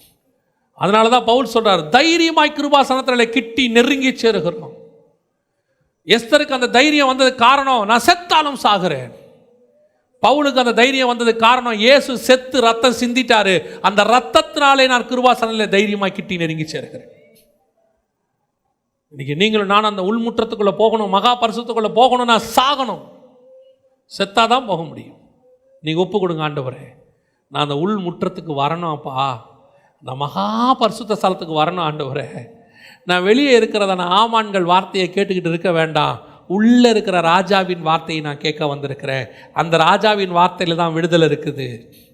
ராஜாவின் வாயில தான் விடுதலை இருக்குது. வெளியே நிற்கிற ஆமான் வாயில மரணம் இருக்கு. நீ வெளியே இருக்கிற உன்னை சுற்றி இருக்கிறவன்லாம் உன்னை சாகடிக்க பார்க்குறவன். நீ அவன் மத்தியில் இருந்தால் உன்னை சாகடிக்க தான் ட்ரை பண்ணுவான். நீ தேவ சமூகத்துக்கு ஓடிரு, உள்ளே போயிரு, ராஜ சமூகத்துக்குள்ளே போயிரு, மகா பரிசுத்தத்துக்குள்ளே போயிரு. உன்னை வாழ வைக்கிறவர் ஒருவர் அங்கே இருக்கிறார். அவர் தான் உன் மரணத்திலிருந்து உன்னை மீட்டெடுக்கிறவர். யார் உனக்கு மரணம்னு சொல்லியிருந்தாலும் கர்த்தர் சொல்றார் நீ பிழைத்திரு. கர்த்தர் சொல்றார் நீ ஜீவனோடு இரு. உன்னை வீழ்த்த வேற எவனாலையும் முடியாது, யாராலையும் முடியாது. கர்த்தர் நம் பட்சத்தில் இருந்தால் நமக்கு எதிராய் நிற்பவன் யார்? ஆண்டவர்கிட்ட நீங்கள் போகிற இடம் தான் ரொம்ப முக்கியம். நீ வெளியே நின்றுக்கிட்டே இருந்தீங்கன்னா அப்படி தான் பேசிக்கிட்டே இருப்பாங்க. நீ உள்ளே போக போக போக நீ தேவனுடைய சத்தத்தை கேட்ப, ராஜாவின் சத்தத்தை கேட்பீங்க. நம்ம ஜெபிக்க போகிறோம். கர்த்தர் என்னை மாற்றி இருக்கிறாரு, என்னை ஒப்பு கொடுக்க என்னை வச்சிருக்கிறாரு, எனக்குள்ள கர்த்தர் பேசி இருக்கிறாரு. நான் எஸ்தரை போல் அந்த மகா பரிசுத்த ஸ்தலத்துக்குள்ளே போய் ராஜாவின் சமூகத்தில் நிற்கணும். நான் அதே போல் மனவாட்டியாக மாறணும்னு விரும்புகிறவங்க எல்லாம் கரங்களை ஆண்டவருக்கு நேராக உயர்த்தி நாம் ஜெபிக்க போகிறோம். உண்மையாக ஜெபிக்கிறவங்க மட்டும் நீங்கள் ஜெபம் பண்ணால் போதும். சர்வ வல்லமை உள்ள எங்கள் ஆண்டவரே, தருமையான நாளுக்காய் உமக்கு ஸ்தோத்திரம். ஆண்டவரே, நாங்கள் பூரண மனவாட்டிகளாக, கரை திரையற்ற மனவாட்டிகளாக, கற்புள்ள கன்னிகைகளாக, ஒரே புருஷனுக்கு நியமிக்கப்பட்டவர்களாக அந்த மகா பரிசுத்த ஸ்தலத்துக்குள்ளே பிரவேசித்து உம்முடைய வலது பாரசத்தில் உட்கார கிருபை பாராட்டுங்கப்பா. எங்களை பின்னோக்கி இழுக்க பார்க்குற எல்லா காரியங்களையும் உதறி தள்ளிவிட்டு ஓட, உலகம் என் பின்னே சிலுவை என் முன்னே என்று ஓட, நித்திய ஜீவனை சுதந்தரிக்க எங்களுக்கு கிருபை பாராட்டுங்க ஆண்டவரே. பலிபீடத்தில் மரணம் இருக்குப்பா, மகா பரிசுத்தத்துக்குள்ளே நித்திய ஜீவன் இருக்கு ஆண்டவரே. பலிபீடத்தில் உயிரோடு இருக்கிறாங்க, மரணம் இருக்கு. மகா பரிசுத்தத்துக்குள்ள மரணத்தை ஜெயித்தவர் நித்திய ஜீவனோடு கூட உட்கார்ந்து இருக்கிறீங்கப்பா. நாங்கள் அங்கே வந்து அதை பெற்றுக்கொள்ள கிருபை பாராட்டும் ஆண்டவரே. ஆத்துமாக்களுக்காக ஜெபிக்கிறவர்களாக, அழுகிறவர்களாக எங்களை மாற்றுங்க. எங்கள் சபை மாறட்டும். வெறும் நாங்கள் மட்டும் அந்த இடத்துக்கு வந்தால் பத்தாது ஆண்டவரே. அநேகர் மாண்டு கொண்டிருக்கிறாங்கப்பா. அவர்களையும் மீட்டெடுக்கிற ஒரு பாத்திரமாக என்னை மாற்றுங்க. எது வரைக்கும் நான், என் குடும்பம், என் பிள்ளைகள்னு ஓடிட்டே இருக்க முடியும் ஆண்டவரே? இதையெல்லாம் உதறி தள்ளிட்டு ஒரு பெரிய கூட்டத்தை நம்முடைய சமூகத்தில் கொண்டு வந்து சேர்க்க எங்களுக்கு கிருபை பாராட்டும். ஆசீர்வதியும் இயேசுவின் நாமத்தில் பிதாவே.